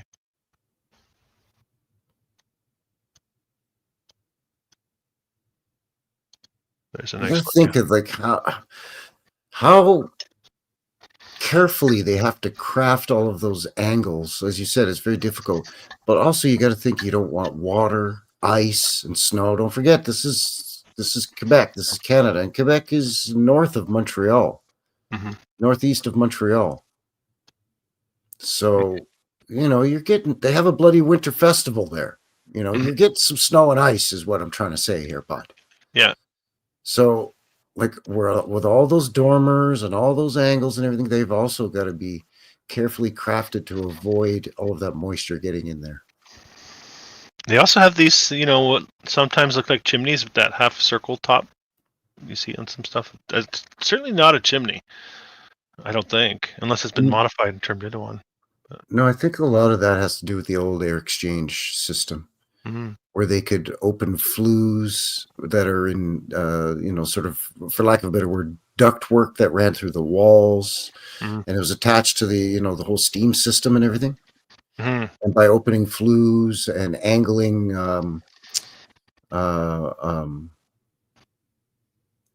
those windows that are above doors, the name escapes me right now. But anyway, you could transom windows. Thank you. And then also a lot of these towers have the louvers or vents in them. They could just angle it and it would sort of suck out the stale air, for lack of a better term. Yeah, no, it makes they sense. could suck in fresher air, and Yeah. also they could, exchange heat in the winter, and cool the place down in the summer.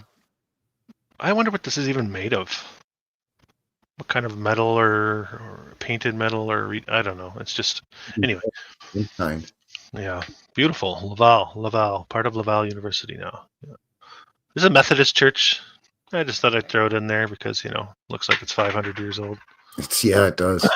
I mean, and again, all the little tech and the bits on the top. Come on, man! All those nodes. Yeah, awesome. Yeah. This is called the Morin Center. And it was supposedly built in 1814. Wow. Okay, yeah. And it is a place that you can go to. I think this might be. I don't know. There's another church down the way here. Very slopey. Can you zoom in a little more on the steps going up to the front entrance there? Are you able to? Yeah, look at that. Look at that big gap there. Here. The sidewalk is. Yeah, and the sidewalk and the steps. Watch your step there, Jean-Jacques. It goes from nothing to 10, 15. Oh, I know it. Who's I fell down. I hurt my ass. Oh, this is in the summer too. Imagine the winter. I tumbled down the street. What a goofy way to the Morin. Yeah, this is all part of this. Is the Morin Center. Again, having that what you see on the Chateau Frontenac with the multicolored looking brick stone. Yeah, somewhere in between. Really low windows there in the front too. Has lower reaches as well. This is some of the lower reaches. You can see how thick the walls are in there. Yeah, it's like 3 feet, man. Yeah, and then you have this this domed arch action going on inside. Also had a chapel. They all had chapels. Oh no! Sorry, this is the library. My mistake. This is the Morin. Might as well be a chapel. It looks like a bloody chapel. It's the library. It's 1814 in Quebec City. They built the Morin. I need a place to put my books, eh? Yeah. I'll just build me a library that looks like this. Yeah. Like whatever you say, buddy. Yeah. Sheesh, man. Hey, Jacques, I'm getting sick and tired of building all this beautiful stuff for them, but nothing for us. That is just... Yeah. Symmetrical. Would you say? Symmetrical? Perfect. I mean, could you think of a more beautiful place to sit and read? That's just... It looks like a museum. It looks like a Russian subway station. Yeah. That's how fancy it is. And that's worth a video too. Those things are crazy. Yeah. This is the old customs house. Look at all the snow. Yeah. Right up against the building there. You can see all the snow piled right up against those low arch windows there on the bottom. Yeah, you could probably walk down there. They got the little gate out front here. Yeah, they got a fence so you don't fall down in there. 1830, the old customs house, they call it the old customs house because there's a new customs house. That's the new customs house. 1860. Sheesh. Yeah. They had to build a new one 30 years later, apparently. In the 1860s, when there was 50,000 people living in Quebec City, and we're going to put 6 columns. Looks like something in Washington, D.C., man. Yeah, I mean, it just doesn't make sense. I live in a city of almost 100,000 people, and I can't even envision them even thinking about building something like this with the building materials that we're looking at. It's just... Hell, I live in a city of almost 2 million people that's basically, from the get-go, has been, right out of the gates, has been considered a boom town, has always been called a boom town. Mm-hmm. Where they're constantly building, and they would never build anything like that, even here in Calgary, man. Mm-hmm. Like, I mean, they have in the past, and they're still, some of them are still standing. Mm-hmm. But these days, no, they wouldn't bother to put the pediment and the columns and all that. The dome, and then the coping underneath that top row of windows there, that sort of molding, dental molding. Yeah. Made out of stone or whatever, like arch windows and all. No, they'd be like, nah, man, just put a big tall rectangle with glass and steel right here. They built a domed courthouse in where I live now 20 years ago or so. It's pretty sad excuse for a dome, and they had to come back and redo all the copper because they didn't know how to flash it properly to keep the weather out. So like 10, 15 years later, they came back and redid it. It cost the city a fortune. There's the Ukrainian Orthodox Sobor here in Calgary that originally was built in 1938. Yeah. But apparently they extensive renovations in, I want to say it was either the 1980s or 1990s. And they basically rebuilt the whole thing, and they made the domes even more impressive than they already were. And the old ones were like onion domes, like copper onion domes. Mm-hmm. But on the new ones, they actually did a very impressive job. Mm-hmm. There's cupolas with these domes, but they're made of like copper sheeting, and it's magnificent. I was going to shoot it for my channel, but I'm like, no, this was like built in the 80s, basically. Like it's not even. Yeah, it's not to say old world. We can't do this, but we don't really, right? Very often we don't, and in some cases with some of this stuff, though, I would say like some of those townhouses with the mansard roofs with the crazy dormers, I would say that we can't now. Like we would do it, and it would leak, and it would water and ice would get in there, and it would be freezing cold in the winter, and it would be a giant shitstorm. Pardon my French. It's kind of like, I don't know if you saw the Notre Dame Basilica or Cathedral, the reopening recently. It looks very sterile and modern still, now that they've redone it. I don't know if you noticed that, but that's the impression I got. I hadn't actually seen any of it yet. No, I should. I've heard it compared to a luxury hotel. I've heard somebody compare it to a luxury hotel. But, great. Some of those things are some of the gaudiest things ever. Yeah, and it's not quite that bad because it still retains the shape, the classic. Okay. But there's something missing. There's something we just. I think in a lot of cases we could build like this, but we just they just have excuses as to why we don't. It's not cost effective, and yada yada yada, and the logistics of it, and so on and so forth, and time constraints. Although generally it seems like build times for modern buildings are longer than the build times for older buildings of equivalent size, but be that as it may. A lot of the time. But I think in some cases it is that they just can't. Like if they did, it would be just crap. Yeah, there's just something missing from the whole process. Hey, look, it's the old funicular that goes up to the chateau. Yeah. I wanted to mention that as well. We found one of these. I found one of these in Edmonton when I did my Edmonton video, and I know Pittsburgh and Duluth, and there's quite a few places that had these, but these are somewhat unique. Quite the interesting engineering. Where was it that you and I looked on our show here, the CANUCKLEHEADS, and they had two of them? Was it Hamilton? That would be my guess. I don't recall. I want to say it was Hamilton, and they were only a few yards away from each other, like 50, 60 yards, like a couple of blocks, a couple of streets away. And I was like, really? What's the? It's like they were competing against one another or something. Two different companies. Yeah, one went up to a hotel, like to the I can't remember the hotel. Another one just went up to a street. Yeah. I want to say it was Hamilton. Dragon Sage might. Good guess. Yeah. What are we looking at here? Oh, I'll move on. We'll get to this one in a sec. That's the post office. Here we have a little narrative for Parliament. This is the Parliament buildings. This is basically Canada's version of the state capitol building. That's right. So we get 11-year build time on that. Okay. Yeah, you took 11 years. I could sort of swallow that. Yeah. This picture is coming from 1890, apparently, which is only 2 years after it was completed. So I don't know whether you believe that or not, but seems fishy. It's very sus. You have the lower entrance as well. Very interesting.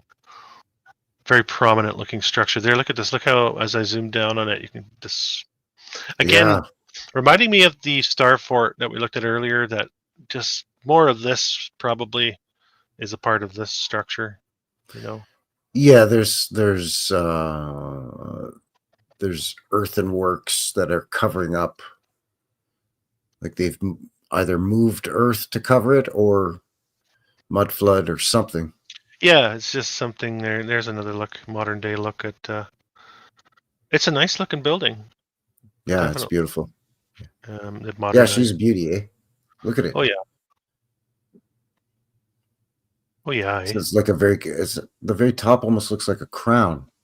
Yes, it does. Yes, it does. Yeah, that's what it reminds me of. The fountain still intact here out front too. It's kind of rare. Mm-hmm. Mm-hmm. Here, quick look at the interior. Just a sneak peek. Didn't find a lot from the interior. So you got painted ceilings. 1880s now, remember, in Quebec City. 1880s painted ceilings. 1880s, 60,000 people. Just all the time in the world. Why not? It's easy. Everybody was really good at what they did, and they did not have screens to waste their time. We're so lazy now with our screens. I hear that all the time. Right. Yeah, it's laziness that we don't do this. And occupational health and safety too, of course. Yes, OHS, yeah. Yeah, there's Jacques Cartier. Got him memorialized here. Of course. Early European explorer. Jacques. Yeah, all sorts of figures as we move up here, though. To the top.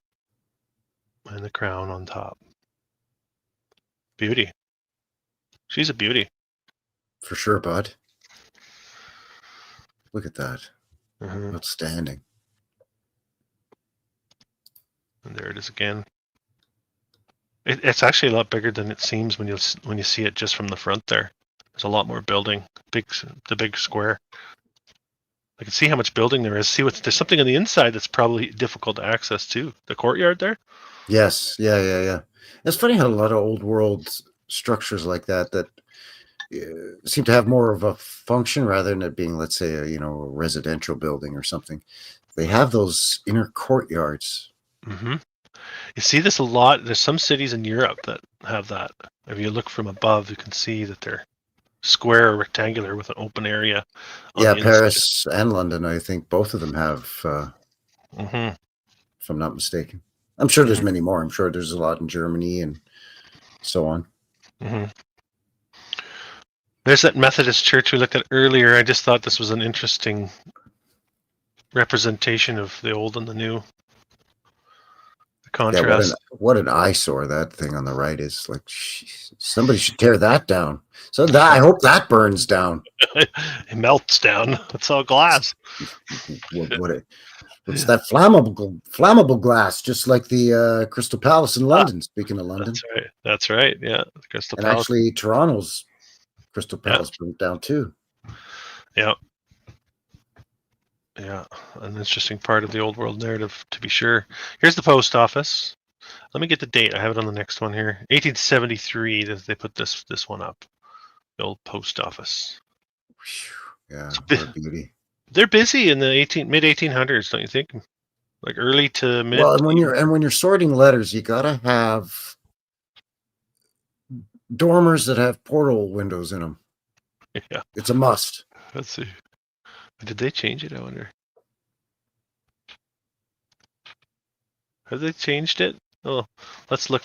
See if we can dissect some of this. I think they've maybe taken some of that off in the modern day. See what they've done here? They've squared off the top. Can you see that? I'm not seeing the dormers with the portals anymore. So what I think they did, they built it higher, and when they did that, they gobbled up the circular corner and the dormers and the mansard roof, and it just sort of squared off the edge. So it takes that beautiful curvaceous look off of the top of it. Yeah, it takes those curved lines away. Well, I mean, there's still curved lines now, but it's not as embellished. Yeah, and like, really, did they need to do that? Did they really need that space up there, or what, higher ceiling up there? I don't know.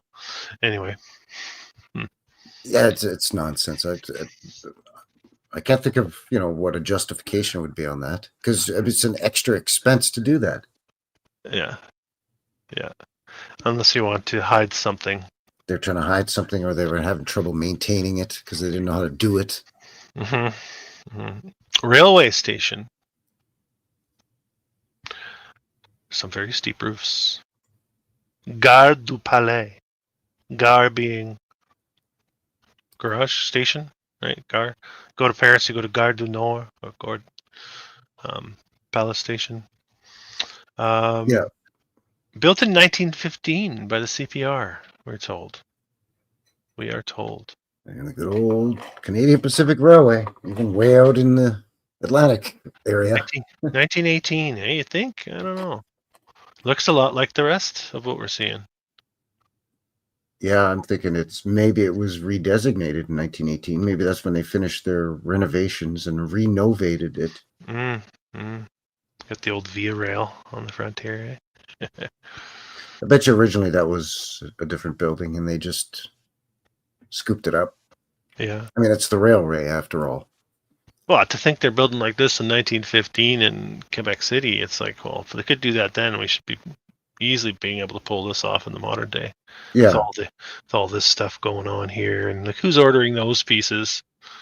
Who's building those pieces? I don't know. I just don't buy it. You know me. I don't buy it. No, I'd be more inclined to say that it's older than they're saying, and it's been repurposed. And when they were finished monkeying around with it, then they said, "Oh, that's the build date." Yeah, exactly. So this is another tobacco factory. Can't really make out. Oh, that's English. You're like, I'm shocked. Wait a minute, am I in Quebec City? But look, you get the domes on the corners.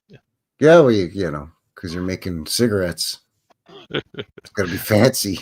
Cigars. Oh, actually, yeah, that's right, cigars and pipe tobacco. Like, are these poles actually bent this way, do you think? Like, it makes me wonder about the photograph itself, too, but it's kind of a weird place to have a hitch in a telephone pole. Maybe. I don't know. It does look weird. Maybe it's when they attached the electric line above for the streetcar tram, the trolley. Pulled it over. It pulled it a bit. Could be, yeah. Could have torqued it. Yeah. I don't know. Anyway, Saint Jean Baptiste. Outstanding. Not bad, eh? Not bad. Wow, A very devout folk in Quebec City. Catholic to their core. I might have narrative here. Here we go. Let's. Original structure was completed in 1847, but a disastrous fire that leveled much of the city, destroyed it. That's that fire. Wait, which one? That one. 1881. The current church was built in 1884. Wait, out of 7 types of Italian marble, how many? Not 6, not 5, 7. I don't believe you.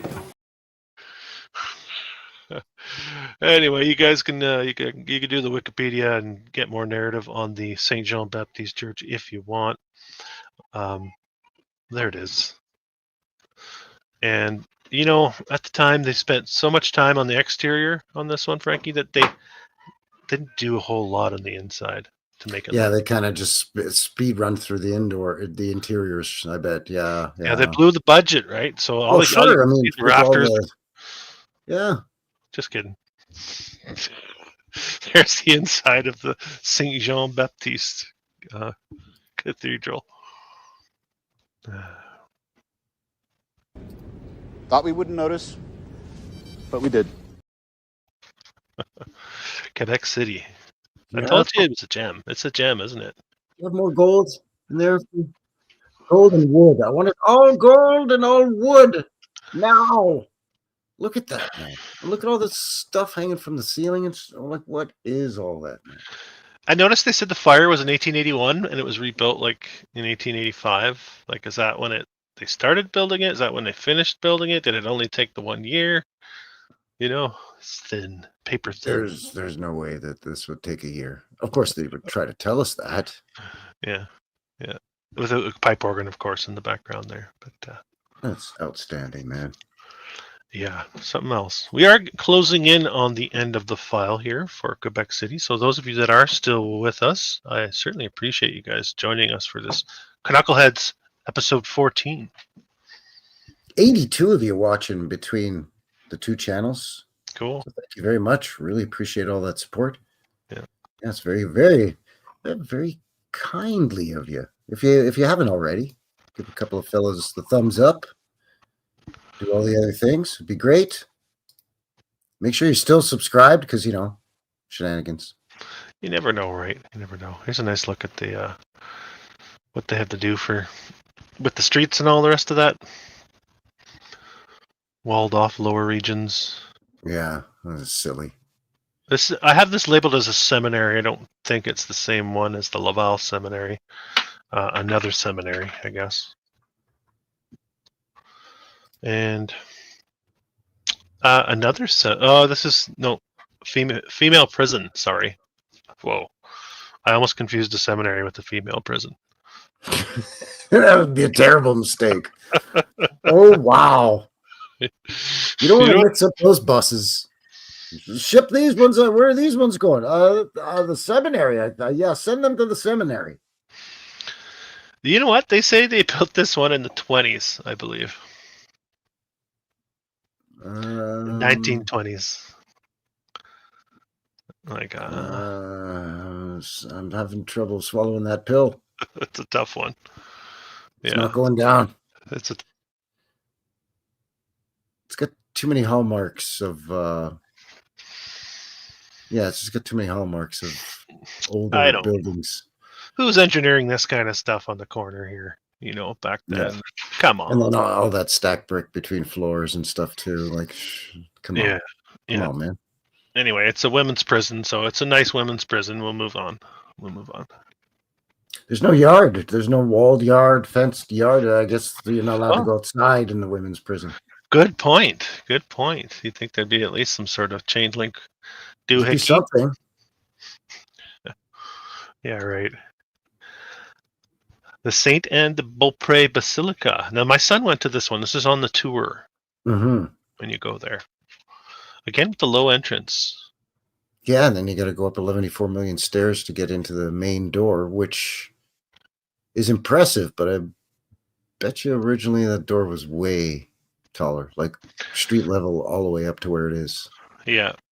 This one's sharing the same narrative too, like built in the 19-teens, 20s. I believe I don't have the date off the top of my head, but it was right in that range. And it's just really hard to envision them doing this kind of work in the 1920s in Quebec. The size of it. Yeah, right. He said, my son, as he walked in, he said this just really noticed how high the ceiling was walking through the main area there. Yeah, and what do you know? Same story. They weren't able to finish the interior because they blew the budget.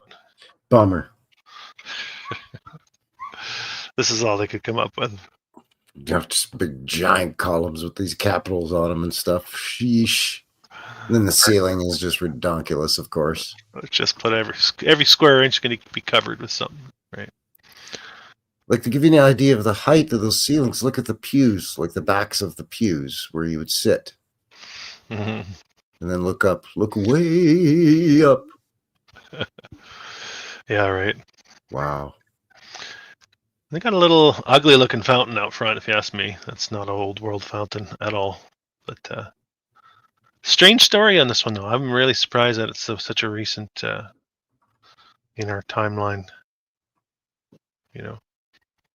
Well, all the fellows came back from WW1 and got to building churches, I guess. Apparently. Yeah. This is what they could come up with. What are they depicting on the ceiling there, too? No idea, man. Strange. All right, another quick look at that. What is it? Funicular? Funicular. Funicular. Yeah. I keep thinking of the word vernacular. So funicular, vernacular. They're pretty similar. It's fun. F-U-N, funicular. That is the problem with the English language. Oh, she's crazy, that one. Yeah. that language. She's English. crazy. All you English speaking say everything backwards. Like Yoda. Backwards everything, say you. Yes. Anyway. And you know what? A lot of Get off track here. you were just about to do a Yoda impression? Nope. Well, this is my last visual. This is the YMCA in Quebec City. Look at that. Yeah, again, the mansard roof and arched windows. And streets are looking kind of mucky and yucky. Or has it just rained and those are cobblestone or paving stone? No, pretty much all of old Quebec City is all paving stone or cobblestone. So maybe it's just rained or something. That would have been hard on the horses' hoofs, that's for sure. Hell, it could be ice. Yeah. Yeah, anyway, outstanding. That does it for my file on Quebec City. So, as always, outstanding, man. You just knocked it out of the park there, eh, buddy? Oh, thank you. Thanks, Frankie. Thanks. Wow, that's... And like you said at the top of the second half of the show, when you first open up your file, a lot of those are still standing. It's pretty incredible. So if you're in the area, go and put your hands on these things and stomp around them and throw a camera at them, and take some photos or take some video. Do some boots on the ground in and around Quebec. And again, the thing about the wall portion that goes around the old portion of the city is that you can see evidence of where it's mud flooded. Like the ground is just almost completely kind of waved over or washed over it in parts where it's only a few feet above the surface of these sort of undulating grounds. And then as we clearly saw, I mean, some other parts of those walls are 30 feet high. It's just the amount of effort and logistics and blood, sweat, and tears that it would take to build all of that in the time that they say. With the amount of people they say they had. Well, that too. Ridiculous. Even if you had the military and engineers come in from, England or France, whoever was controlling the area at the time. You just got to shake your head. It just boggles the mind. And then on top of that, there's a star fort next to it. So they weren't happy with just having a star city. We'll have an extra bastion star fort over here too. Maybe it was a competition. Who knows? It's a build-off.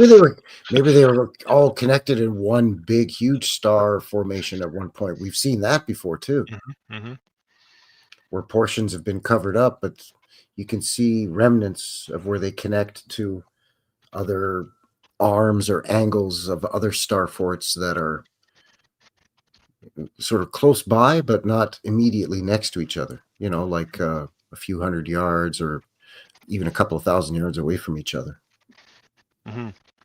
So yeah, very, very compelling stuff in Quebec City. Oh yeah, she's old world, all right. Yeah, definitely a lot of stuff going on. And again, we just scratched the surface. And again, as a reminder, if you're from the area, if you're living around there, let us know in the comments. Let us know what we missed. We could always revisit other buildings that may have slipped through the cracks. Because, yeah, you were saying it's a tricky one. It was a tricky one to research, which surprised me a little bit, actually. I thought it was going to be a slam dunk. But I had to do a little more navigating than usual. So I think they had to grab that one early. And that's why it's so early in our narrative, right along with the eastern seaboard of the States. That's a real gem, Quebec City. Yes, absolutely. I would agree with that. All of the old Canadian port cities that are on the east are, they're very significant. And I think they really monkeyed around with the timelines on some of those cities. Quebec City, Old Montreal, Nova Scotia, St. John's, the really, what we're told are the really old cities. Yeah. I see someone said Winnipeg in the chat. We did do Winnipeg together too, and we went deep on Winnipeg for sure. Yeah, Winnipeg, I think, was a really special city here in Canada's past. Pre-reset. It was equivalent to some of those great American white cities or golden cities, like Chicago and so on. I think Winnipeg was one of the preeminent cities here in the New World, and it had to be stomped on. But you still see some evidence, and it's still a transportation hub in North America, and I think that's partially what role it played pre-reset as well. Yeah. And it's pretty much smack dab in the middle of Canada from east to west, so that's got to mean something too, just in terms of. Yeah, and it goes straight down into the American Midwest too, right down through Fargo, I think. Yeah. So yeah, definitely very significant. Anyway, that was a great show. Yeah. Great episode. Well, that was fun. I enjoyed that. Yeah. So what's next on the agenda for episode 15? What do you think? I don't know. Have you had anybody reach out to you lately and say, "Hey, can you do this or that?" Well, I have had a suggestion that maybe the Knuckleheads take this show on the road. Oh. Maybe jump outside of Canada land. Knuckleheads go on a little road trip, maybe. Maybe venture into the U.S. or jump across the pond. Across the pond, I think, maybe, would be interesting. I think that would be interesting. Yeah. Yeah, I'd like to take a plane across the pond. All right. Let's do that. Let's pencil that in. Okay. We'll have to come up with a location. If anyone has any ideas, what are we thinking? Maybe in the UK or in France or something like that. Yeah, sort of, pretty Western Europe, UK, France. It's the show's got a budget, eh? So I'd like to go to Scotland. I think that's just off the top of my head. Oh, Scotland would be, yeah. I mean, come on. Like a Glasgow or something like that would be fun. I think I could eat some haggis and have some scotch, I guess. Sure. Yeah. All that stuff. Get into a fight and headbutt a guy. Yeah. Yeah. Wear a kilt. Oh yeah. Do a caber toss. I don't know. Well, we'll tentatively. All the Scottish listeners right now are just cringing so hard their teeth are shattering. What do you think? You want to try Glasgow? Glasgow. There. See, I was saying it wrong. Aye, to be sure, laddie, we could go to Glasgow. That'll be fun. That's actually, that's another name for a headbutt. Speaking of headbutts, it's called a Glasgow kiss. Yes, I've heard that before. Yeah, I give him a right proper Glasgow kiss.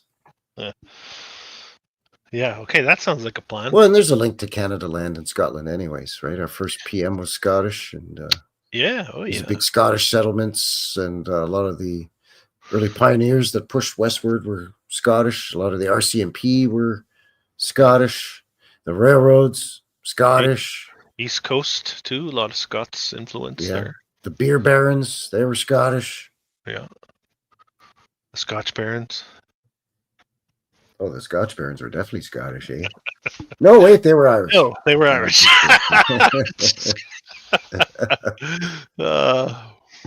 All right, everybody. So, leave us some suggestions in the comments or links below to how you can get in touch with either myself or Chris at Old World Exploration.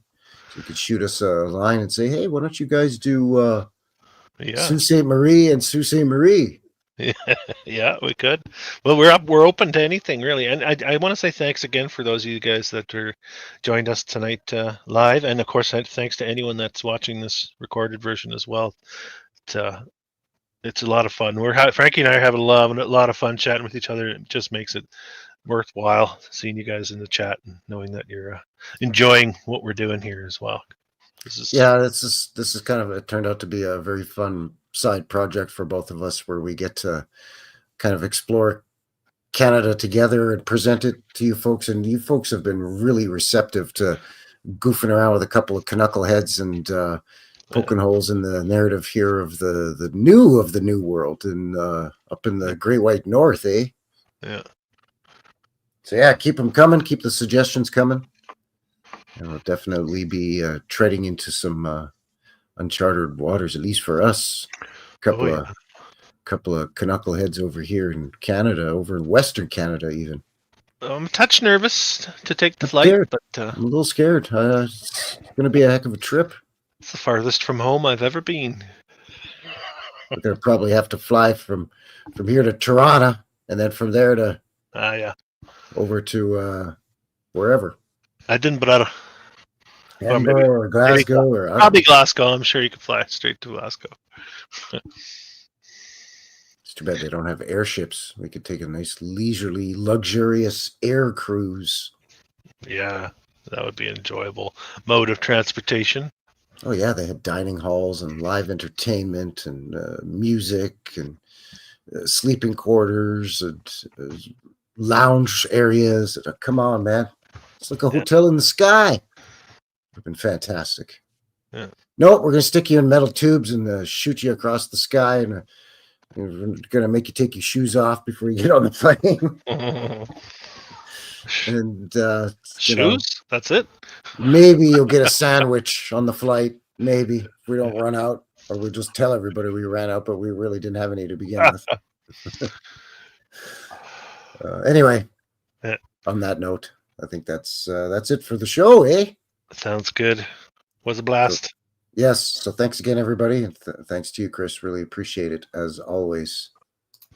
Yeah. So last reminder, if you haven't already, please, everybody, show your support. That's the best way to support either of our channels. Although, Chris, maybe you want to plug a couple of your books and your merch and whatnot. Well, I have a section on the YouTube channel and on the Rumble channel that if you're not already aware of, I have a couple books available and a couple other things, merch and stuff like that.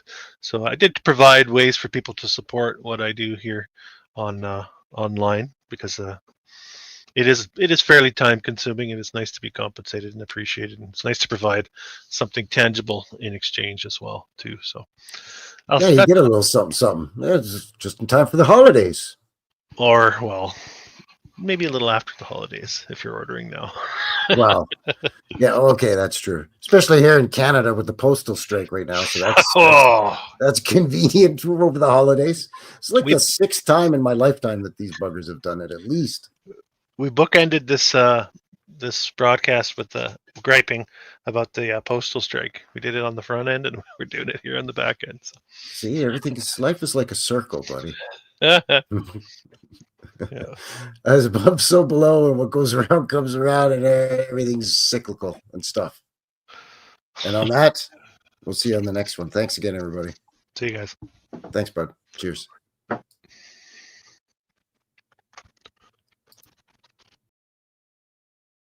Take off, you hosers. I think that was like our best show ever.